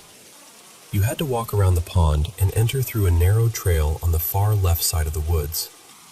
There was an old wire fence running along the property line, and deeper in, the fence bent through the middle of the trees. It was so old that some of the trees had grown right through it. I followed that fence toward the right side because I knew there were bigger trees and better fallen branches that way. At first, it was peaceful. I was humming to myself, just picking through the brush. Then, everything went silent. And I don't mean quiet, I mean silent. No bugs, no birds, no frogs, nothing. The air felt wrong all at once, like the whole woods had turned its head toward me. My body knew something before my mind did. I stopped moving and looked toward this big tree that had grown through the fence. I don't know why that tree caught my attention, but I couldn't stop staring at it. I stood there listening. Then I heard 4 steps. Heavy steps. Not like a deer. Not like a person walking. It sounded like something huge running on 2 feet, stomping straight toward me. The ground felt like it shook under it. It was so loud that my first thought, ridiculous as it sounds, was that it had to be something the size of an elephant. But there was nothing there. The sound came from right behind that tree, and it was coming at me. I froze. Completely froze. I could feel anger coming from it, like whatever it was didn't want me there. It took me a few minutes before I could move at all, and when I finally did, I ran back along the fence toward camp. When I got there, I told my uncle something had been in the woods and that it had come after me. He looked at me and said, "So you met Gerard?" That stopped me cold, because I hadn't told him the details yet. Then he told me that a few years earlier, he and a friend had been near the right side of those same woods at night, filming dumb little videos. Everything suddenly went quiet for them too. They both got anxious for no reason, just this physical sense that something was wrong. Then they heard 4 heavy steps, like something running at them on 2 feet. They ran. He said it sounded close enough to touch them. That scared me more than what had happened in the woods, because his story matched mine almost exactly, and he had told it before I explained what I heard. But I was young, And honestly, I was stupid enough to think being scared meant I needed to prove something. So later that night, after the sun went down, I grabbed a flashlight and went back. I didn't even make it as far as before. I walked in from the left side and followed the fence up to where it turned into the middle of the woods. The feeling came back immediately. All that confidence drained right out of me. I stood there shining the light into the trees, knowing something was there even though I couldn't see it. Then a stick cracked to my left. I turned quickly, but there was nothing. When I looked back, I saw it. It was sitting up in the branches of a tree, maybe 50 feet away, watching me. At first I wanted to tell myself it was an owl, but I know what owls look like. I'd seen plenty out there. This wasn't that. The eyes were big, but the glow didn't seem to come from the eyes themselves. It looked like the light was coming from behind them, deeper in the skull. And there was a body with it. Long, twisted, dark, almost like a shadow folded into the branches. We just stared at each other. I couldn't move. I felt numb, like my body had decided I was already dead. Then another stick cracked to my left. I looked over for 1 second. Nothing. When I looked back, it was gone. That's when I started yelling for my uncle. I screamed for him to come get me. He called me an idiot, which, to be fair, I was, but he came.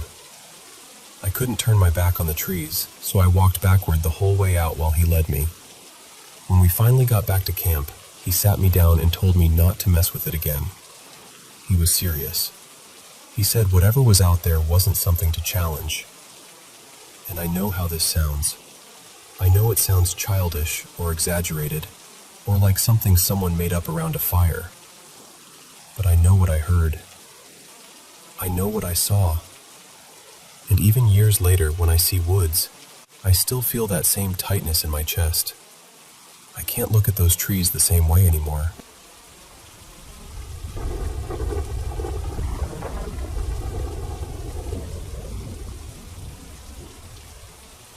When I was 16, I went through a medical emergency that changed my life in a way nobody saw coming.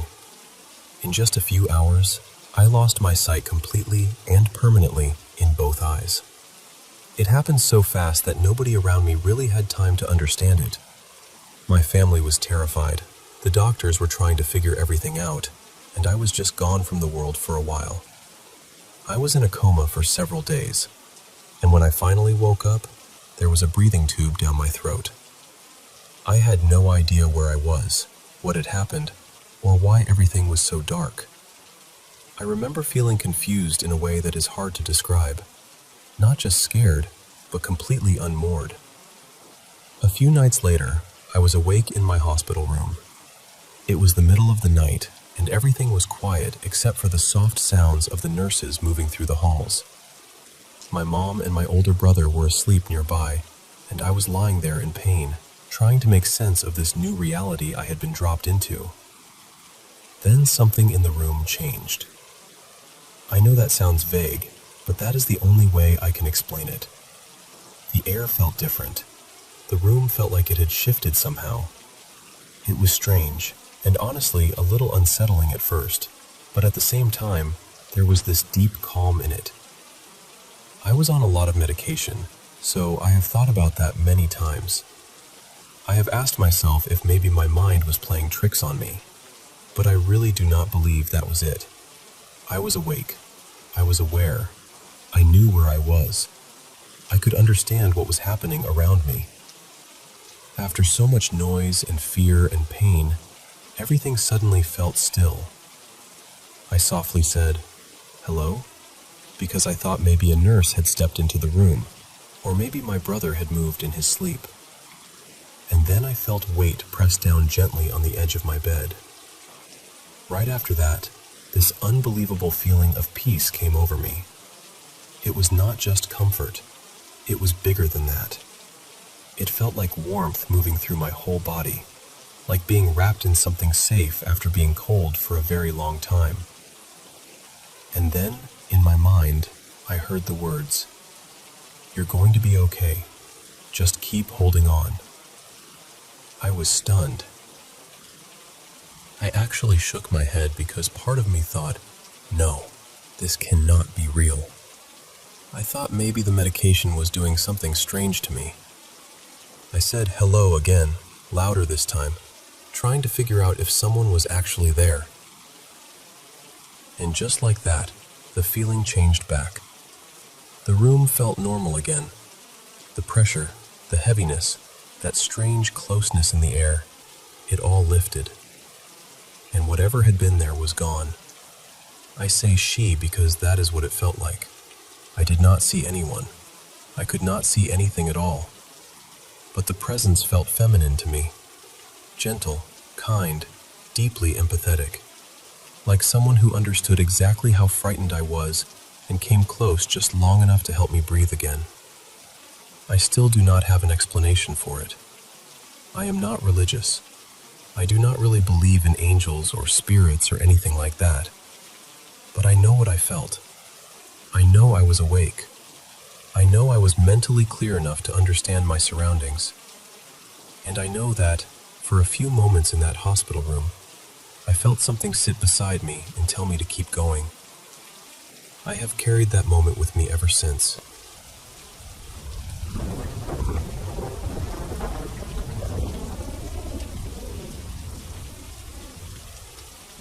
Hey, I want to tell you about something that happened to me when I was 17. And honestly, even now, I still can't fully explain it.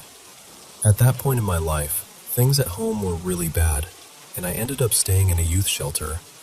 It was in this old heritage house, the kind of place that already feels like it's carrying a lot of history. I wasn't partying, I wasn't using anything, and I wasn't on medication either.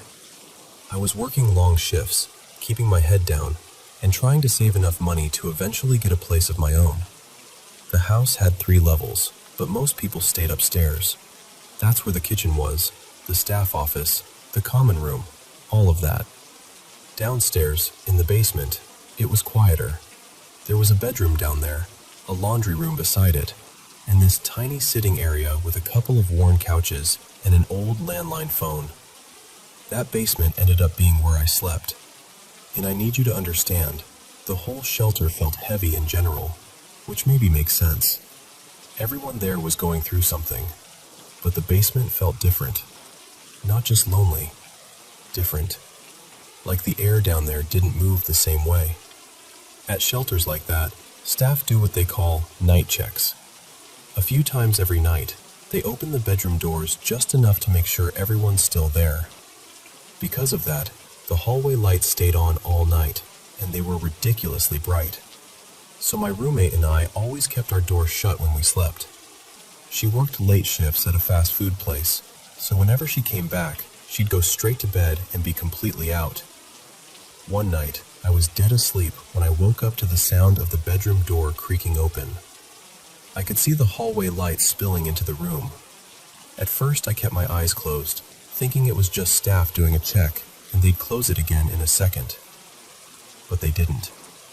So I opened my eyes and pushed myself up a little. The door was cracked open, but there was nobody there. I looked over at my roommate, thinking maybe she'd just come in, but she was deeply asleep. Hadn't moved. I remember thinking it was weird, but I was exhausted, so I told myself staff must have forgotten to shut the door. Then I felt the bed dip beside me. Not imagined it. Not thought I felt it. I felt someone sit down on the edge of my bed. I shot upright, and that's when I saw her. She looked like a little girl, but not really. It was like she was shaped like a child, but everything about her felt wrong. She was so dark she almost blended into the room, like a figure made out of shadow, except I could still see her clearly. There was something slick and black about her, almost like her skin or clothes caught the little bit of light in this strange, metallic way. Her hair looked pinned or smoothed back, and her eyes, that's the part I'll never forget. They were this yellowish color, and they were locked on me so intensely that I felt frozen. I couldn't make sense of what I was seeing. I rubbed my eyes. She was still there. I thought maybe I was dreaming, so I pinched myself. I touched the wall beside my bed just to ground myself, and it was cold and solid and real. Then she leaned closer and placed her hand on my knee, and I felt it, clear as anything, like a real person touching me. That was the moment pure fear hit me. I can't even dress it up for you. It wasn't just that I was scared. It was this overwhelming certainty that whatever was sitting there meant me harm. The only thought in my head was, she's going to kill me.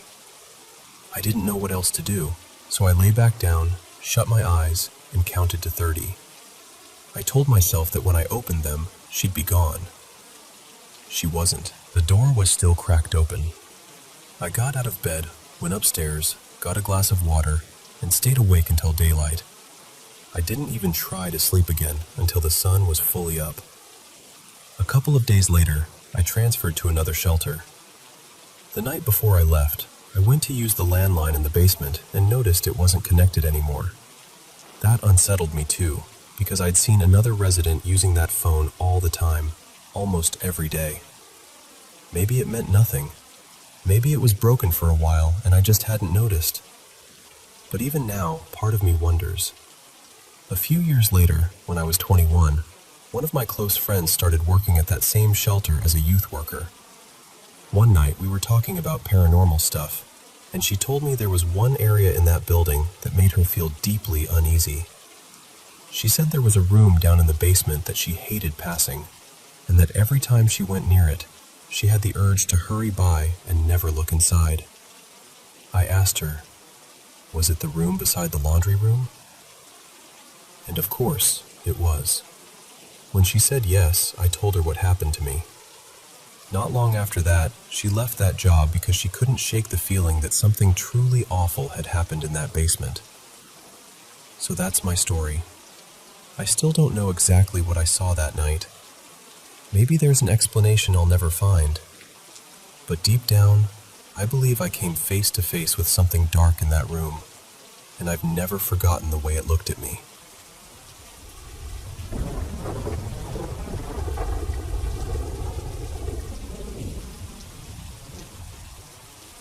I had a dog growing up, a little cockapoo named Maisie. She made it to 14, and we had to let her go peacefully in the spring of 2023. It was one of the hardest days of my life, honestly. She had this ridiculous nickname in our family, Dumpster Mouse, because she would eat absolutely anything she could get her paws on. I'm serious, anything. At one point, she even figured out how to stomp on unopened snack bags until they popped open, which felt less like dog behavior and more like living with a tiny, fuzzy criminal. As she got older, she went blind, and something about that changed her. She got softer, calmer, sweeter in this really quiet way. She spent a lot of her day asleep in sunny spots around the house, especially on the couch. Of course, by then she supposedly needed help getting up there, unless nobody was watching. Then somehow she could jump up just fine on her own. One of her favorite places to nap was in my room, curled up on top of my clean laundry while I was trying to nap too. I used to leave my bedroom door cracked so she could come in if she wanted. Sometimes I'd wake up and realize she'd shoved the door wide open with her nose. And if I forgot and shut it all the way, she'd stand on the other side snuffling under the door and scratching until I let her in. Back then, I'll admit, it drove me crazy sometimes. Now I would give anything to hear it again. A few weeks after she died, I was trying to take a nap in my room with the door completely closed. I was half asleep when I slipped into sleep paralysis, which happens to me sometimes. It's always awful. I had my eyes shut, but I could hear things, feel things, creepy laughter, the sensation of someone tugging at my hair, even that horrible pressure like I couldn't breathe. Usually, if I can force myself to pray out loud, it starts to break. But that time, I didn't have to. I heard this soft, familiar snuffling at the door. Then I heard the door swing open hard enough that the knob hit the wall. A second later, I heard the little click-click of paws on the floor, and then the rustle of fabric, like she was settling herself into the laundry basket the way she always used to. And just like that, I snapped awake. I could move again. Everything stopped. Of course, the second I fully came to, I remembered she was gone. The door was still shut. The room was dark. Nothing had moved. I'm not saying with certainty that my dead dog chased off whatever was happening to me. It could have just been my brain reaching for something safe and familiar when I was terrified. But I also can't completely say it wasn't her. And honestly, I like to believe that maybe the souls of our dogs stay close for a little while. Maybe they linger, checking on us, keeping watch, before moving on to wherever it is we all go. I really hope that's true.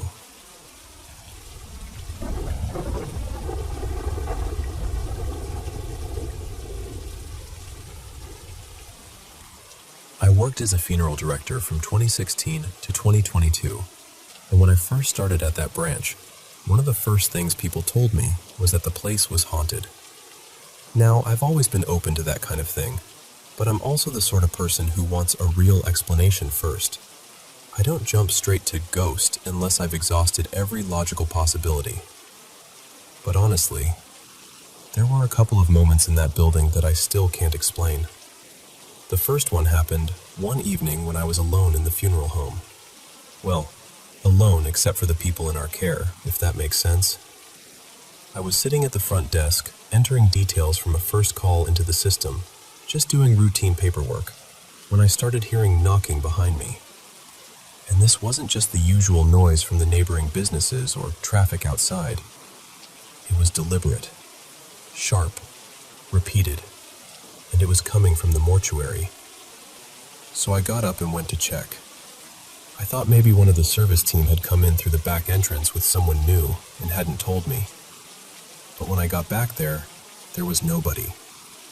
The rear door was shut, the room was empty, and strangely enough, while I was standing in the mortuary, everything was completely quiet. At that point, I honestly thought maybe someone was messing with me. So I locked the back door properly, set the alarm for the mortuary area, and went back to my desk. The second I sat down again, bang, bang, bang. By then it was around 20 to 5, and all I wanted was for the shift to end so I could go home. I went back toward the mortuary door and called out, asking if anyone was there. Nothing. Then I heard what sounded like footsteps moving across the tiled floor inside. Slow, clear movement. But the alarm never went off. I remember leaning in, pressing my ear against the door, trying to work out what I was hearing. And then something slammed hard against the other side of it. I jumped so badly, I actually felt that cold rush go right through me. You know that feeling where the hairs on the back of your neck stand up before your brain has even caught up? It was exactly that. After that, I stayed planted at the front desk for the rest of the evening and did my absolute best to ignore every knock and bang coming from the back. Then a few weeks later, something else happened. I was in the storage room next to the mortuary, filing away old funeral records. That room had a bit of a reputation too. People used to talk about an apparition they called shoulders and head. Apparently it looked like the upper half of a man and had been seen moving through that room and the hallway leading to the staff bathrooms. A lot of the staff hated going down there, especially alone. And honestly, I understood why. There's something deeply unsettling about using the bathroom when people are casually telling you there might be half a ghost wandering nearby. I'd never seen anything myself, though. And believe me, I'd looked. That day, I wasn't even thinking about ghosts. I was just filing paperwork and quietly complaining to myself because some holiday time I'd requested had been turned down. Then I heard the bathroom door open and swing shut. It was one of those heavy old doors that closes on its own because of the hinge weight, which means it doesn't just drift open for no reason. So I stopped and listened. Nothing. I decided to peek through the little window in the door leading to the bathroom corridor. The hallway beyond was dark, and at first I thought I could make out someone standing at the far end. I figured maybe one of the crew had slipped in there and I just hadn't noticed. But the figure wasn't moving. And then I realized what I was looking at. It wasn't a full person at all. It was just the outline of a head and shoulders. A torso with no legs. Just standing there in the dark. And I swear, the second it became clear to me what I was seeing, it moved. It came straight at the door. One moment it was at the far end of the corridor, and the next, it was lunging toward the window like it meant to hit it. I fell backwards so fast I ended up flat on the floor, yelling every curse word I knew. A colleague came running in to find out what had happened, and when I told him, still shaken and half scrambling to get up, he just looked at me and said, very calmly, "So, you've finally seen him."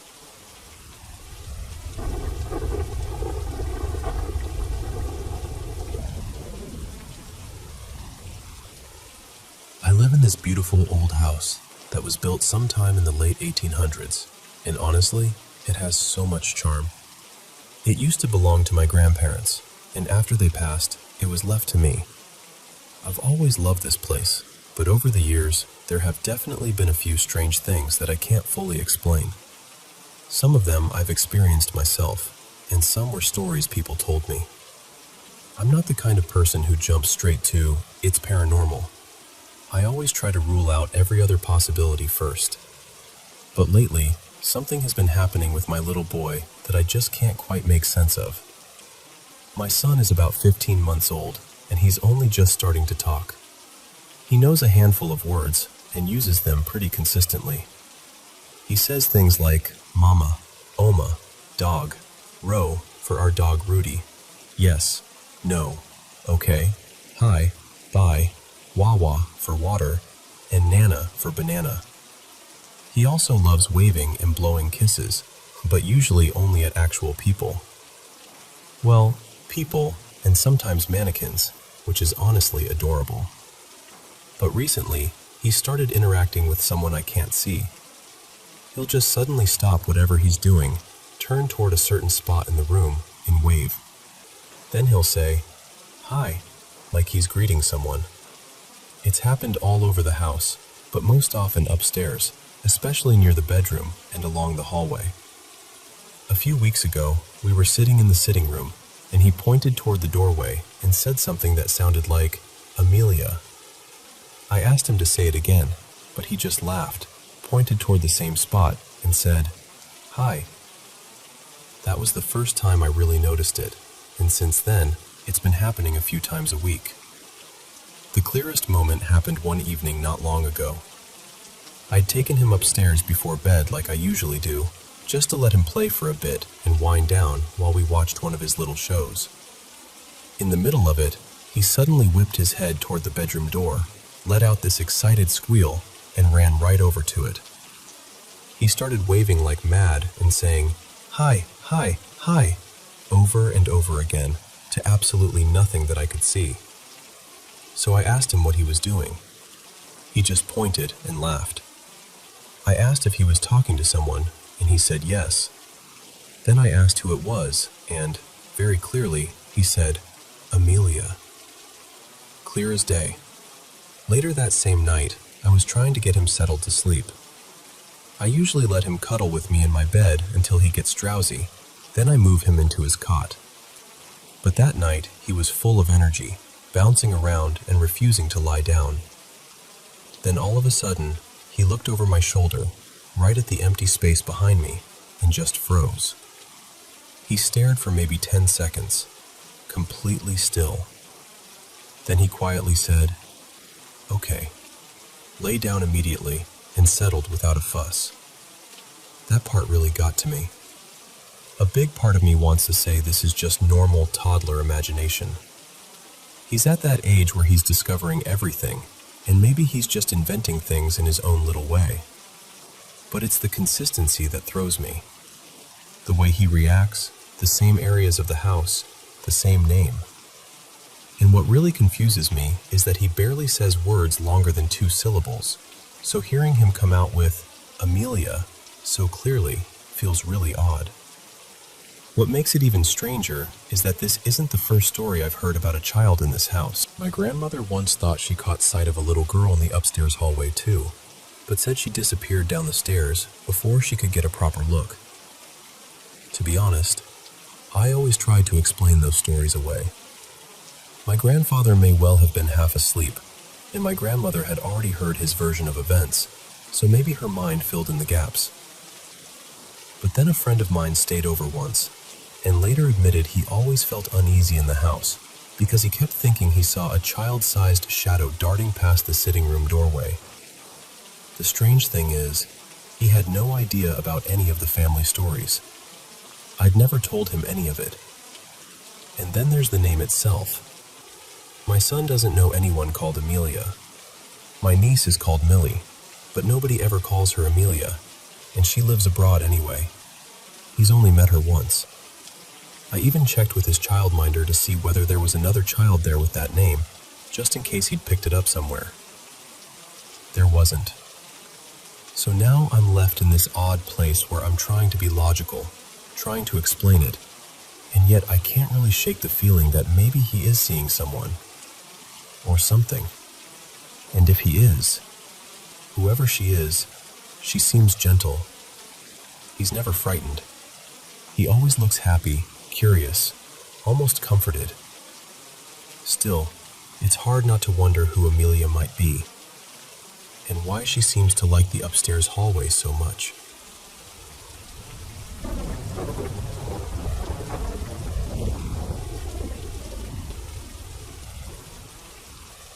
I was about 12 when we moved into the new house my parents had built.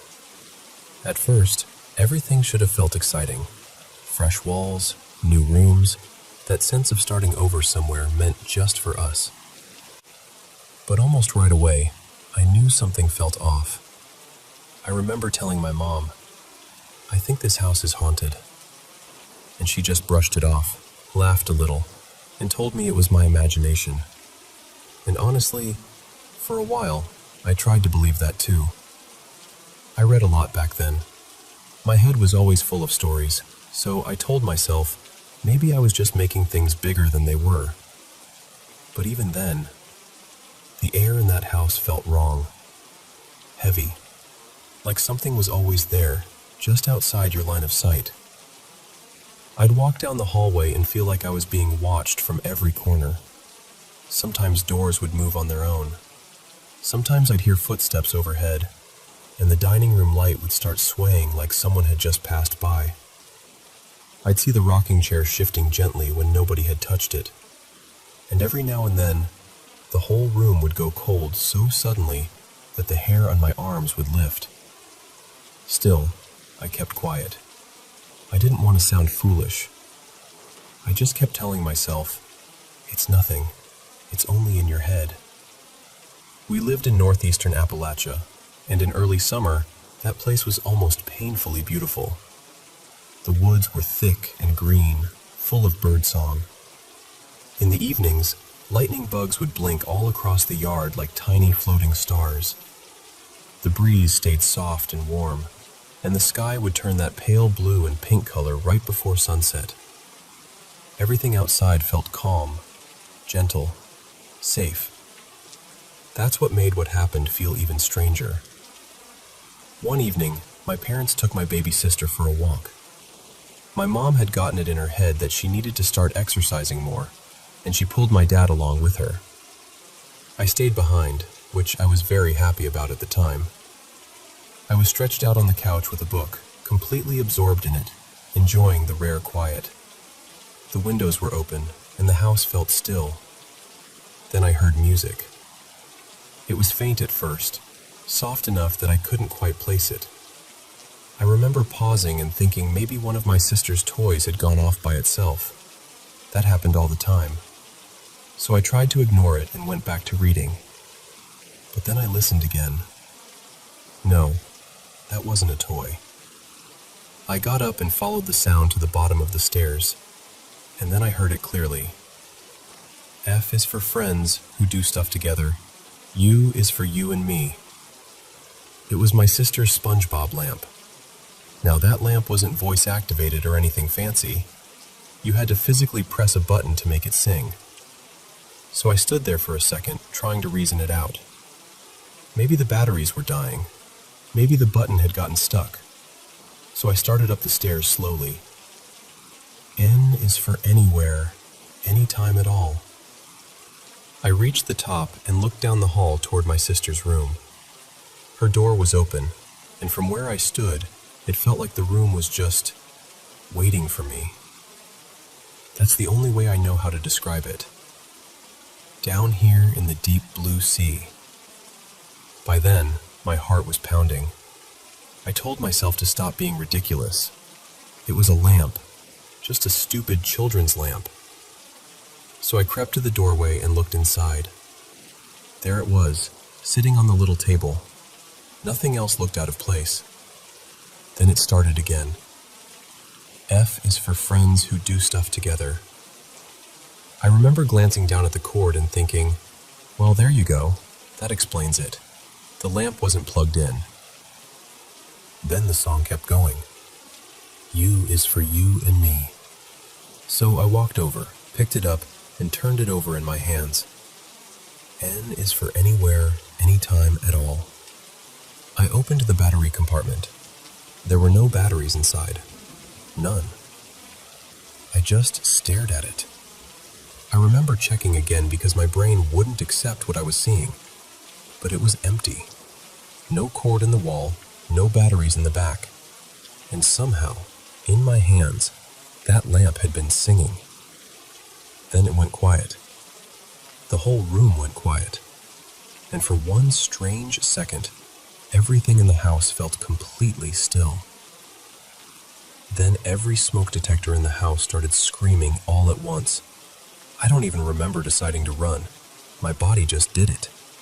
I tore out of that room, down the hall, down the stairs, and straight out the front door as fast as I could. I was gasping, half crying, completely out of my mind with fear. And the second I got outside, the alarms stopped. Just stopped. The house went silent again. My parents were walking back up the driveway right then, and my mom rushed over asking what happened. I tried to explain it between breaths, stumbling over every word. I told her about the lamp, about the missing batteries, about the alarms. I'll never forget the look on her face. Her eyes widened, and for once, she didn't laugh. She didn't tell me it was my imagination. She just went quiet. That night, I lay awake in bed staring toward my doorway, waiting for sleep to come. I was still shaken up, still listening to every little sound. Then I heard a creak. I focused on the door. It was moving. At first, just swaying a little. Then more. Back and forth. Back and forth.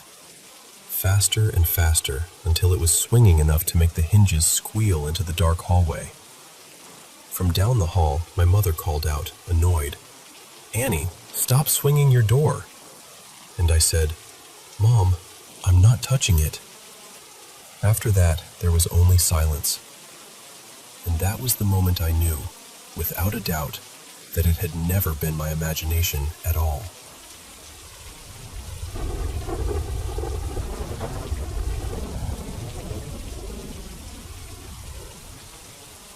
You know, I've lived in this city almost my whole life. For more than 40 years, my family's apartment has been on one of the lower floors of a tall high-rise. And from my bedroom window, I've always had this same strange view. Smaller houses below, a stretch of rooftops, and in the distance, one towering building that always stood out from everything else. When I was a kid, maybe 8 or 9, I started noticing something odd in one of the top floor windows of that building. Late at night, a light would come on, and every so often a shadow would pass by the window. Not just once either. It kept happening over and over, night after night, month after month. Sometimes it looked like the figure was walking across the room. Other times it almost seemed like it was moving in some kind of circle, like it was pacing around the same object again and again. Back then, I was way too young to make sense of it. but it really got under my skin. I remember going to a neighbor's apartment a few floors higher, just to get a better angle. Even then, it was still too far away to understand clearly. It was just this distant little scene playing out in the same window, over and over, like something I wasn't supposed to fully figure out.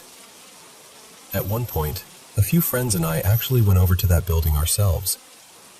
We were convinced there had to be some practical explanation, maybe a maintenance room, maybe some company office, maybe machinery or an elevator system. But when we finally got there, it turned out to be just an ordinary private apartment. Nothing unusual about it at all, at least not from the outside. Of course, this was over 30 years ago. There were no smartphones, no zoom cameras, nothing like that. I even tried using binoculars once, but they didn't help much. Eventually, I just got used to it. The mystery sort of faded into the background of life. I stopped paying attention, moved on, and after enough time passed, I barely thought about it anymore. Then recently, after about 35 years, I came back home for a visit, and the first thing that hit me was that it was still happening. That same top-floor room, that same late-night light, that same movement behind the window. Only this time, I had better technology with me.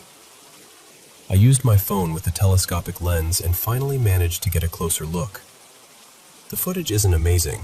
It's nighttime, huge zoom, lots of distance. But it's clear enough for me to feel certain that what I've been seeing all these years is an actual person moving around inside that room. Near the upper part of the window, you can make out what looks like a chandelier. In the middle, there's this figure that seems to be circling around something, almost like they're walking the same path again and again. And honestly, that's what makes it even stranger to me. Because if this has really been going on for 35 years, maybe even longer, then whoever that person is must have been doing some version of this for decades. That means they'd have to be older now, maybe well over 50, maybe much more. So I keep wondering what kind of explanation makes sense. Is it some kind of illness? A habit? A private ritual? Something emotional or psychological? I don't really believe it's anything paranormal, at least not as my first guess. But I can't deny that after seeing it for so many years, it still feels eerie. What gets me most is how consistent it is. It happens almost every night. And because of that, I'm thinking there's a good chance I can record more of it and maybe catch some small detail that finally explains everything.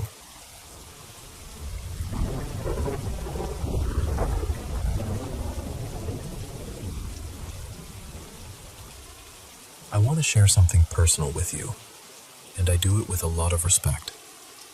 I have indigenous roots, and I know there are people in the community who feel strongly that certain stories and experiences should stay within the circle. I truly understand that, and I respect it. At the same time, I believe some of these experiences carry real meaning, and when they stay hidden, people outside the culture never get the chance to understand the beauty, depth, and spiritual richness that exists in this way of life. I'm sharing this because I know I'm not the only one who has gone through things like this. Maybe someone listening has had an experience they've never been able to explain. Maybe they've felt alone with it. My hope is that this helps someone feel seen. Even if you don't take these experiences literally the way I do, maybe you can still hear them as something meaningful, something symbolic, something that has shaped lives and traditions for generations. I've been part of many sweat lodge ceremonies over the years, including a few from different tribal traditions. For anyone unfamiliar, a sweat lodge is a small enclosed structure, almost like a low tent or dome, where heated stones are placed in a center pit. Water is poured over them, sometimes with cedar or sweetgrass, and the whole lodge fills with intense heat and steam. It's usually done in complete darkness. The ceremony leader guides everyone through prayer, song, and intention. The focus is often on healing, praying for others, connecting with the earth, and opening yourself spiritually. One thing I've experienced more than once, and I've heard similar stories from others too, is seeing small floating lights in the darkness. Orbs, almost. They seem to drift in the air while we're praying and singing. I was taught that these are spirits, helpers, joining us and listening. And I should say this too, there are protections in ceremony. The intention is to invite only those spirits that come in a good way. I've also heard voices that shouldn't have been there. I've heard women singing with us when only men were inside the lodge and no one else was around. Another time, I heard what sounded like a whole group of men singing when there were only 2 of us present. I was told those were ancestors joining in. But the experience that has stayed with me the most is one that became physical. I was in the lodge with only the ceremony leader, a man I'll call Mika. It was just the 2 of us. Between us was the pit of hot stones, and beside that was a large metal pot of steaming water. It was dark, hot, and quiet, except for his singing and the beat of his hand drum. If you know that kind of drum, you know both hands are occupied. One hand holds it, the other plays it. About halfway through the second song, something started striking my leg. Not lightly. Not like a brush or a tap. I mean hard enough that I immediately thought Mika was trying to get my attention. But that didn't make sense. He was still singing, still drumming, and the sound of his voice hadn't shifted at all. He hadn't moved. Then I realized whatever was touching me wasn't just making contact randomly. It was hitting my leg in rhythm with the drum. That's when I felt a wave of uneasiness come over me. For a moment, I was tense. But then I remembered what I had been taught. Only good spirits are welcomed into that space. So I took a breath, stayed calm, and let the moment happen. And just like that, when the song ended, it stopped. The ceremony continued as normal. Nothing else happened. But afterward, once we were outside, I asked him, casually at first, "You weren't tapping my leg in there, were you?" Then his face changed a little, like he understood exactly what I meant. He told me I handled it well. He said someone else had a similar experience not long before, and they panicked and rushed out of the lodge in fear. I told him I stayed calm because I remembered his teachings. Whatever had been there, I believed it had come in a good way. We talked a little about what it might have meant, but honestly, I'll leave that part open. I know stories like this can make some people uncomfortable. I know not everyone will believe them, but for me, these moments were real, and they changed the way I understand prayer, presence, and the unseen world. So I'm sharing this with you because maybe you've had something happen too, in any setting, spiritual or otherwise, that you still carry with you. And maybe hearing this reminds you that you're not alone.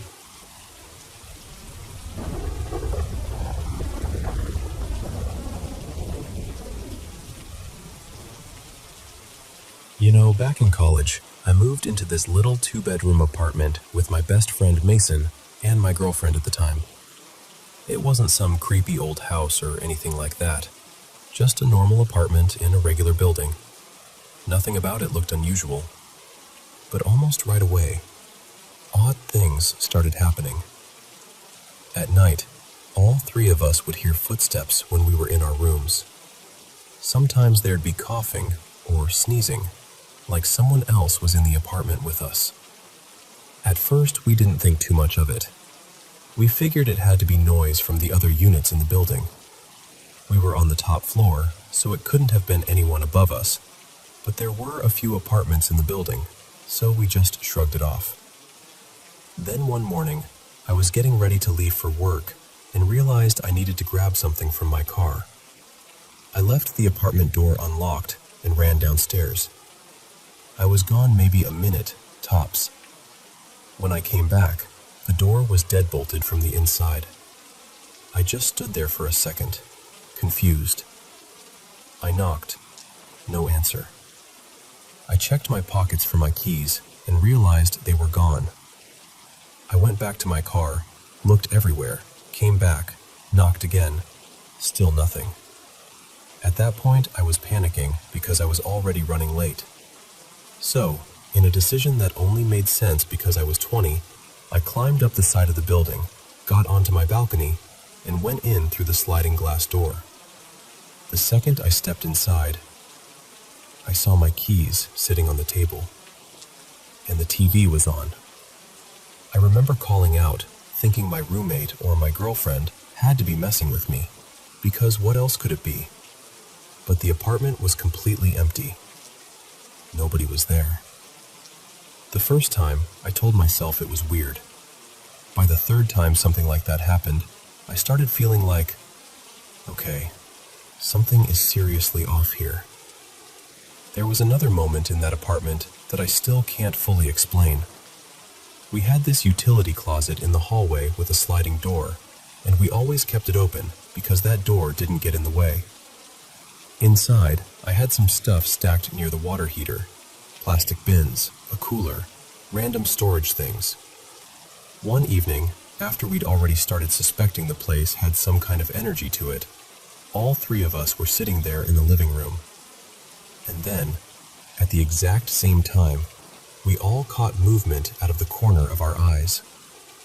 That cooler, this heavy cooler that had been sitting on top of the stacked bins a few feet off the ground, came flying out of the closet. It slammed into the wall with this loud bang. All three of us turned and looked, and I swear to you, that cooler just hung there for what felt like 3 or 4 seconds before it finally dropped to the floor. We didn't say much. We just got up and went outside. My heart was pounding so hard I could feel it in my throat. We were all shaken. Not long after that, I was at work when Mason texted me and said he was hearing footsteps all around his room. I tried to keep it casual and told him maybe he should step outside for a bit, get some air. A few minutes later, he called me, and I could hear in his voice that he was terrified. He told me the footsteps were still happening while he was on the phone with me. He said papers had started flying off his desk. I didn't see it myself, obviously, but hearing him like that made it feel very real. I just kept trying to calm him down, telling him he was okay, that whatever was happening wasn't going to hurt him. Eventually, he said it stopped. Then, sometime later, Mason's mom came by the apartment. I told her a little about what we'd been experiencing, not even everything, just enough to explain why we were uneasy there. And she responded so calmly, like this was not surprising at all. That was one of those moments where everything kind of clicked into place, whether rationally or not. After that, I ended up smudging the apartment, just hoping to shift whatever was there.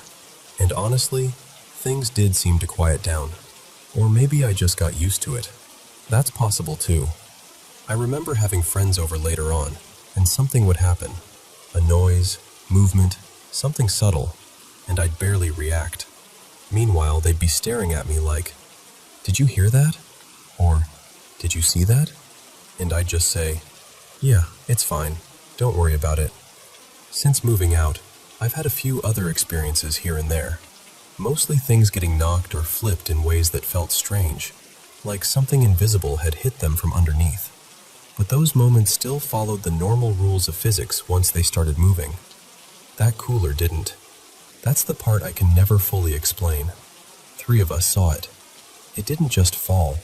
It seemed to pause there in the air before dropping.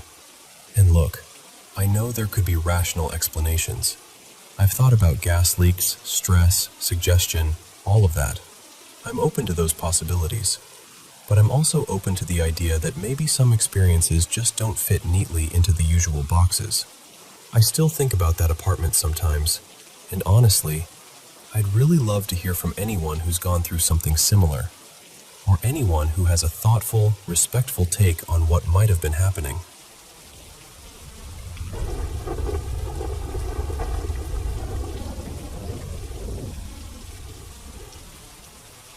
So, to give you a little background, my family and I have been renting this same house for nearly 12 years now, and for most of that time, it just felt like any other home.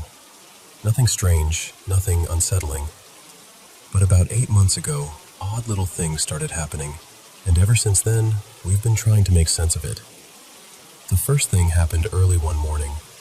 I'd just gotten out of bed and was walking down the hallway to the bathroom to get ready for work when I heard this soft rattling noise. It caught my attention right away. I opened the bathroom door, and there on the floor was a spray bottle of cleaner, shaking hard like something had just smacked into it. But what really got me was the way it stopped. It didn't wobble less and less like you'd expect. It just stopped. All at once, like somebody had put a hand on it. The second incident is the one that still bothers me the most. I was hanging a framed picture in the living room. It wasn't huge, maybe around 12 by 16 inches, and I'd set it up carefully with 2 nails so it was balanced and secure. Then I went into the kitchen, which shares a wall with that room, just to straighten a few things up. I couldn't have been gone more than 10 minutes. When I came back, that picture was on the other side of the room, not just on the floor under where it had been hanging, but all the way past the couch and beyond the coffee table. It had landed far enough away that it made no sense at all. I never heard it fall, and even if it had slipped loose, there's just no reasonable way it could have traveled that far. We actually tried recreating it afterward, over and over, just to prove there had to be some normal explanation, but we couldn't make it happen. Then there's the basement. Our washer and dryer are down there, and honestly, they're ancient. The dryer is so bad we usually have to run every load at least 2 or 3 times. We buy our detergent in those giant warehouse-sized containers and keep them on the back edge of the dryer. There's a raised lip there, so they've always stayed put. But in the last few months, 2 separate detergent containers, both still mostly full, ended up on the floor shattered. And I mean shattered, not cracked open, broken apart in pieces, like they'd been thrown down hard. The newest thing was a lot smaller, but still weird enough to stick with me. We have one of those drying racks where we set rinsed dishes and silverware before loading them into the dishwasher. A few days ago, we were in the bedroom when we heard a loud clatter, exactly like a handful of forks and spoons had hit the floor. We both rushed out, thinking something had broken in the dining room or maybe fallen in the kitchen. But when we got there, everything was completely normal. Nothing on the floor, nothing out of place, nothing missing. It was like the sound happened for no reason at all. Through all of this, we've mostly joked around about having a ghost. We haven't made a huge deal out of it. We do have a little daughter. She turned 2 recently, and she started playing peekaboo with someone she calls Ghosty. I really think she probably just picked up the word from hearing us joke around, and kids that age can turn anything into a game. Still, I figured it was worth mentioning. What gets me is that we lived here for over a decade with absolutely nothing like this happening, and then, suddenly it starts out of nowhere. It doesn't feel threatening. I'm not scared to be here. If anything, it just feels strange, random, like something shifted and we don't know why. Other than that, nothing big changed in our lives around that time. We didn't bring anything secondhand into the house. Nobody passed away, and there wasn't any major family event that might explain the sudden shift in energy. So I keep coming back to the same question. What else could this be? And if there really is something here with us, how do we make sure we stay on friendly terms with it?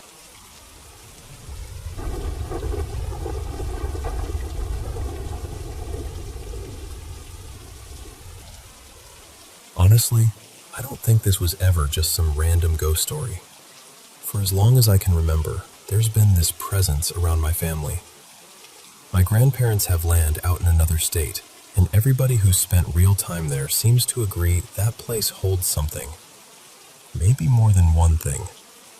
My grandmother used to say that somewhere back in our family line, one of the women before her was believed to be a witch. I never knew what to do with that information, but it always stuck with me. What makes this harder to explain is that this presence never seemed tied to just one house.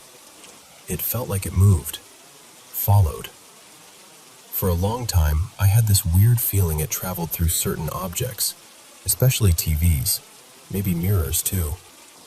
My family never really thought much about stuff like that. They'd sleep with screens glowing in the room, mirrors uncovered, all of it. And then the sightings started lining up.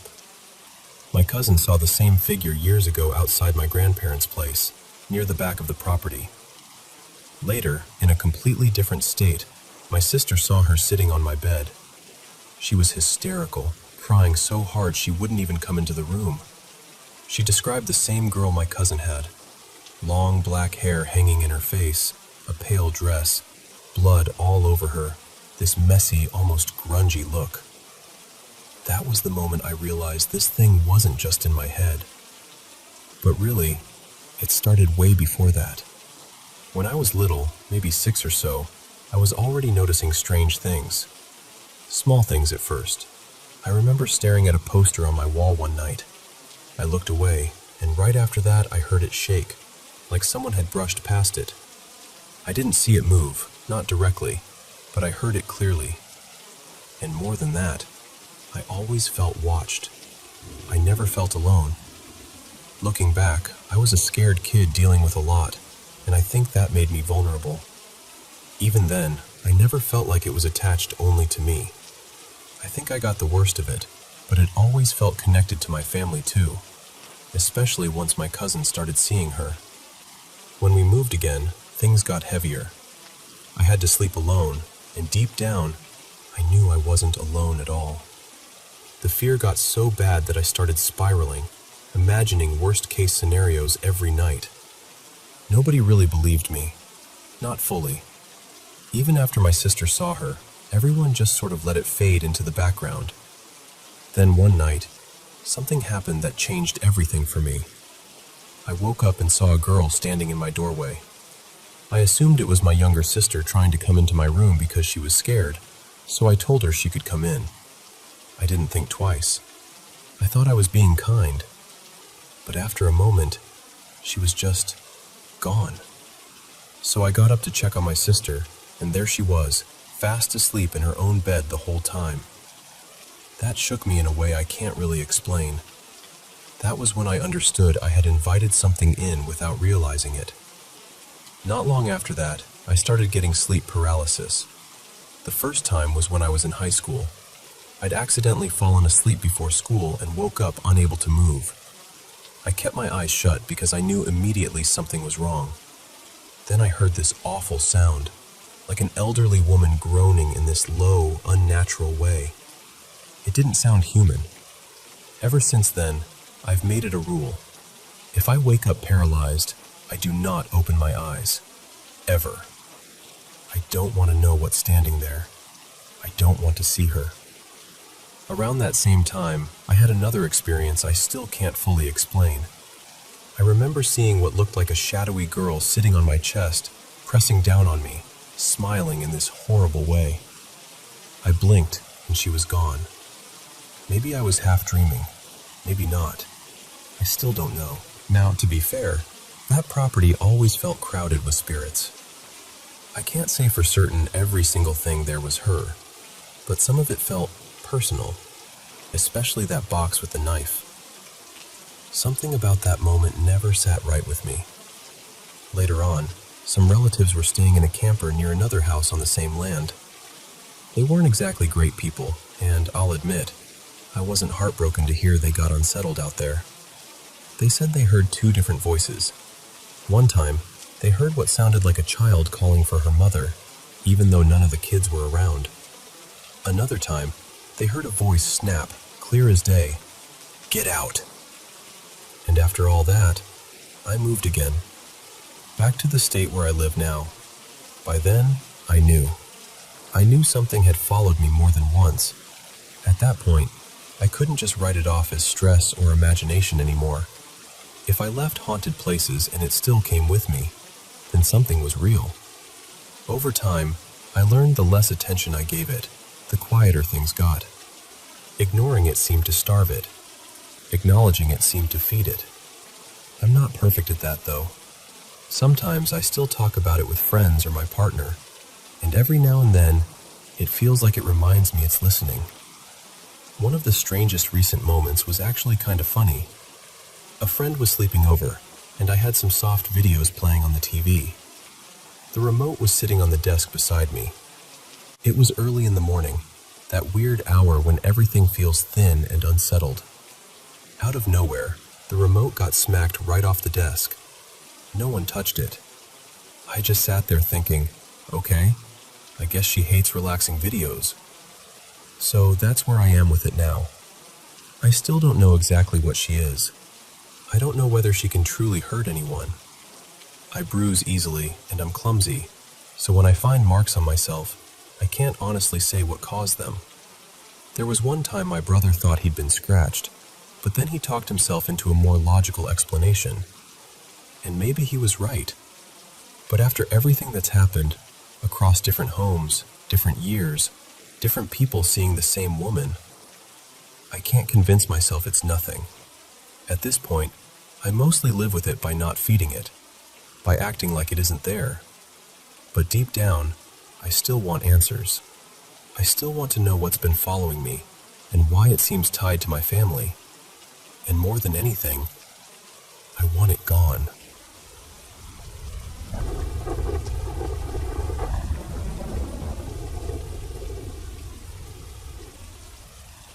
So back then, my friend Jason and I had this ritual. Almost every Friday and Saturday night, we'd head out toward Los Angeles with no real plan, just chasing the night and seeing where it took us. We'd party, get ourselves into weird little adventures, lose track of time, and somehow always end up finding our way back home just before sunrise. One night, we ended up way out past the city, somewhere in the hills in one of the towns surrounding LA. We found this quiet pull-off on a mountain road, the kind with guardrails lining the edge so cars don't go over the side. It was dark out there, really dark. To the right of the car was this small rise with a few trees. The road stretched off to our left, and straight ahead was the guardrail and just blackness beyond it. We parked, settled in, and started doing what we usually did. We had music going. We were smoking, laughing, talking. My friend had taken Molly for the first time that night, and I'd done it before, so I felt more prepared for it than he was. Jace was already the kind of person who could fill any silence without even trying. Super outgoing, always talking, always animated. I was quieter, more the type to sit back and take everything in. So while he kept going on about whatever was on his mind, I was mostly listening, half focused on the music, half looking out into the dark. And that's when I noticed something. At first, I honestly couldn't make sense of it. I had to lean forward and squint through the windshield. There was this shape out there, just beyond the guardrail. It looked like a person, or something shaped like one. I remember freezing as I watched it seem to climb up from the cliffside and over the rail. What made it so unsettling was the way it moved. It wasn't solid and clear the whole time. It would appear in these strange flashes, almost like impressions. I'd see it in one position, then it would fade, and when it showed up again, it was closer. First I saw it at the rail. Then I saw a leg coming over. Then it was fully on our side. I was just sitting there, trying to process what I was seeing, while Jace was beside me in the passenger seat, deep in his own world, still talking non-stop, totally unaware. I asked him if he saw it, but he barely registered what I said. He just kept rambling, happy as could be, while I sat there getting more and more freaked out. The figure kept getting closer in those same strange intervals. Fade out, reappear closer. Fade out, reappear closer, until I realized that the next time it showed up, it was probably going to be right next to my window. That was it for me. I completely lost it. I yelled, dropped down in my seat, and just hid there, heart pounding. I was absolutely terrified. I wanted to leave so badly, but I wasn't in any state to drive yet.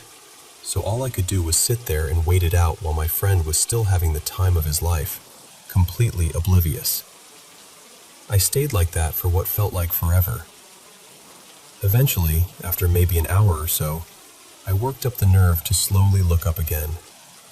And when I did, that's the part I still can't explain. There weren't just one or two figures outside anymore. There were dozens of them. They were all around the car, just drifting in and out the same way, appearing like shadows in pieces, then fading, then returning somewhere else nearby. But the strange thing was, they didn't feel aggressive. They weren't banging on the car or trying to scare us. They were just there, walking around casually, almost like people passing by in a public square, completely unbothered by us. Eventually, the effects wore off enough for me to drive, and we got out of there fast. Neither of us ever figured out exactly where that spot was. Somewhere out there in the hills near LA, I guess. And honestly, even now, I still think about it. I've wanted to go back in the daytime just to see what that place really looked like. But whatever happened that night, it's still the wildest thing I've ever experienced.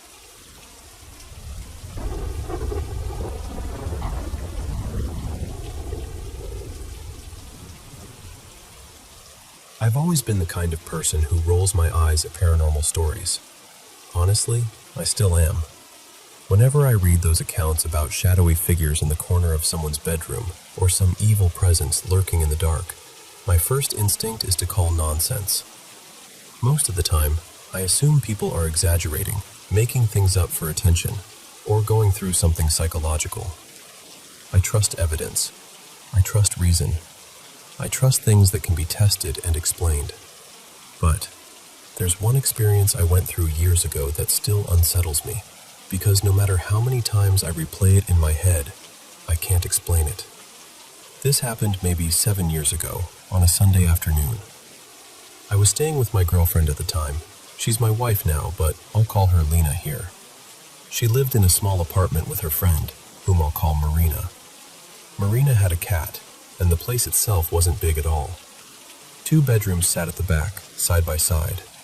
In the middle, there was a living room, then the kitchen and bathroom, and near the front door, there was this little entry space and a narrow hallway. That afternoon, Lena and I were in her room with the door open, just hanging out and watching something on her laptop. Everything felt normal, quiet, comfortable. Then, all at once, apartment. I still can't describe it properly. It sounded human, but wrong somehow. We couldn't make out any words, just the sound of it, low and drawn out, almost like a moan or a call. It came from the little foyer near the entrance, far from where we were. I remember both of us freezing instantly. For a second, I thought maybe Marina had said something, but then her cat ran toward the sound, and right after that, Marina called the cat back, from her own room. Her voice was clearly coming from the back of the apartment, nowhere near where that other voice had come from. Lena and I just looked at each other, both of us pale, and then we stepped out and asked Marina if she'd heard it too. She had. That was the moment the whole mood changed. You know that feeling when the air suddenly doesn't feel right anymore? That's exactly what it was. Still, we tried to brush it off. Later we went out for food, had some drinks, talked ourselves into believing it had to be a neighbor or some random noise, and by the end of the night, we'd mostly convinced ourselves to let it go. But that was only the beginning. A few days later, Marina mentioned hearing movement in the kitchen when no one else was home. Then a night came that I still think about more often than I'd like. Lena and I were asleep when the bed suddenly started shaking hard enough that both of us jolted awake thinking it was an earthquake. We lived in an area where tremors happened often, so that was our immediate reaction. We jumped out of bed and moved instinctively, waiting for the rest of the shaking. Nothing. The room was still. The apartment was still. The whole building was still. We checked online, checked local posts, looked for any report of a tremor. Nothing. No one else had felt a thing, and yet both of us knew the bed had been shaken violently. There was no doubt about it. We got back into bed eventually, but neither of us really slept. The whole room felt wrong, heavy somehow, like we weren't alone. After that, whatever was happening seemed to focus on Lena. She was terrified, and the worst part was, I could see she wasn't performing or dramatizing it. She was genuinely scared. It didn't seem to matter where we were, sitting together, lying in bed, walking down the street.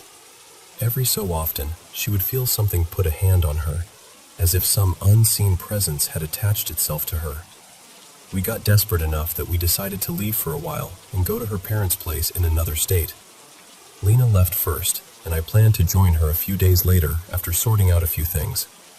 While she was there, she called me sounding relieved for the first time in a while. She said nothing had happened since she arrived. No touches, no fear, no strange feelings. It felt like maybe distance had broken whatever this was. Then came the day I was supposed to fly out. I was alone in the apartment, packing my suitcase, when I suddenly felt this overwhelming presence in the room. I know how vague that sounds, but that's exactly how it felt. Like something was standing there with me, specifically in the space between the bed and the closet. The atmosphere changed in an instant. My whole body went on alert. I tried to ignore it and pack faster. I grabbed my bag, turned toward the nightstand, and that's when I saw it. The lamp beside the bed had one of those shades made of hanging beads. Right in front of me, the strands moved in a smooth ripple, as though an invisible hand had slowly passed through them. I just stared. I looked straight at the window, hoping it was open, hoping there was a draft, hoping for anything ordinary. The window was shut. There was no breeze, no fan, nothing. And yet I had just watched those beads move with intention. To this day, that is still the most frightening thing I have ever seen. Not because it was loud or violent, but because it looked deliberate, controlled, like something unseen had wanted me to know it was there. I ran out of that apartment in a panic. I barely remember how I got to the airport. My legs felt weak, like they didn't belong to me. Even now, years later, I can still picture that lampshade moving. When I finally reached Lena, things felt calmer for a couple of days. We started to breathe again. We started to think maybe it really had ended. Then one night, sometime around 1 in the morning, the blender in her parents' kitchen turned on by itself. That sound hit us like a punch. Whatever had been happening hadn't stayed behind. And after that, Lena started feeling those touches again, on her arms, her legs, her back. Different house, different city, same nightmare. At that point, we finally told her parents everything. Her mother listened and then told us to pray every night and light a candle, to help guide whatever this was away from us. She also suggested leaving out a blank sheet of paper and a pencil, asking the presence what it wanted. We never did the paper. That felt like crossing a line neither of us was willing to cross. But we did pray, even though neither of us was particularly religious. We lit the candle. We followed the ritual because by then, we were scared enough to try anything. Then, one night, not long after, I had what I can only describe as a kind of sleep paralysis. I was aware of the room. I could feel Lena beside me in bed, and at the foot of the bed, I saw a figure standing up out of the darkness. It was a tall woman dressed in black, just watching us. Now, I'll be honest, that part happened in that strange space between sleep and waking, so I can't swear it was real in the same way I can swear about the voice, the shaking bed, or the moving lamp. My mind could have shaped all that fear into an image. I know that. But what haunts me is this. After that night, everything stopped. Just like that. And I still don't know what to do with any of it. I wish I had proof. I wish I'd recorded the lamp or caught something on video or had anything concrete to point to. But when something like that happens, your first thought isn't documentation. Your first thought is survival. It's getting out. It's making it stop. Maybe written down like this, it doesn't sound as intense as it felt. But living through it was something else entirely. It was disorienting, terrifying, and deeply personal in a way that's hard to explain. I'm still a skeptic. I'm still not someone who wants to believe in ghosts or entities or anything supernatural. But every now and then, usually late at night when the room is too quiet, I still remember that feeling. And I still catch myself hoping she never comes back.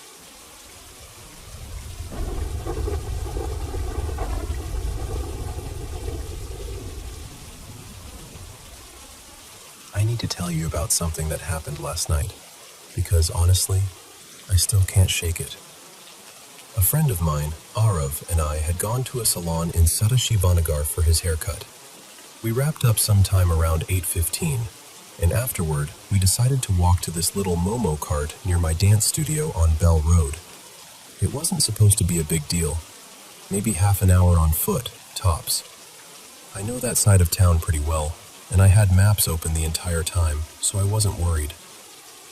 Right outside the salon, there was this road that looked calm and kind of beautiful in a strange way. It was lined with trees, really quiet, and seemed to head in the same direction we needed to go. So we looked at each other and thought, why not just take the shortcut?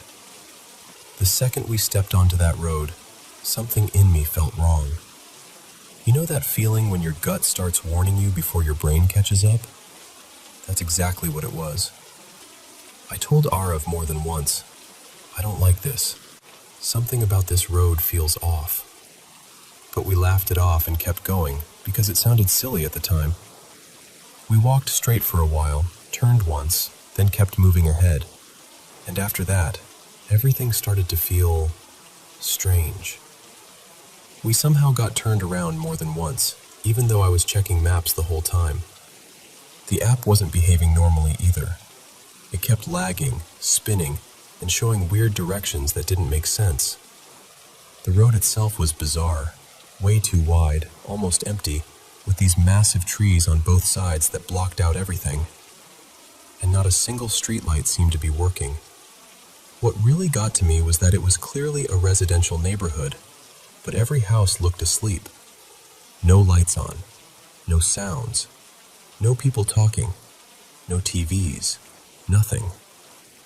And this was Bangalore, at night. Not the kind of place that usually feels that dead. We did see a few people here and there, but even that felt unsettling. I don't know how to explain it properly. They just didn't feel fully present. It was like they were there, but not really there. At one point, I checked Ola and Uber because I was starting to think maybe we should just leave the area altogether. And there was nothing. No autos, no cabs, nothing available at all. Not even the usual high demand message. It just felt like we had dropped off the map. Then it stopped being just a weird feeling and started affecting me physically. Out of nowhere, I got freezing cold. Not normal cold, the kind that gets inside you. My hands were icy, and I started shivering hard. The weirdest part is that the weather wasn't even cold, and I'm usually the person who overheats easily. Arav was completely fine. Not cold at all. Then we passed this one house, and I swear something about it made me stop walking. I just looked at it and said, "That place is not right." He laughed and asked if I wanted to go closer, and I immediately said no. Absolutely not. Right after that, this wave of exhaustion hit me. It was so sudden. My legs felt unbelievably heavy, like I'd been awake for 2 days straight. I remember thinking, why do I feel like all my energy just got pulled out of me? Still, we kept walking, just trying to get back to Bell Road and get out of there. And then I looked up. We were standing right back in front of the salon, the exact same spot we had started from. Same storefront, same place. And the thing is, we hadn't been looping around, at least not in any way that made sense. We thought we had been walking forward the whole time. The moment we were back near the salon, everything changed. Autos suddenly started showing up in the apps again, like nothing had happened. We found one almost immediately and got in without even thinking twice. When I got home, I took a hot shower and got into bed under 2 blankets, but I still couldn't warm up. For hours, I was cold to the touch. I didn't have a fever. I wasn't sick. I just felt empty, drained in this weird, hollow way I can't really describe. It honestly felt like that road took something out of me. And that's the part I can't stop thinking about.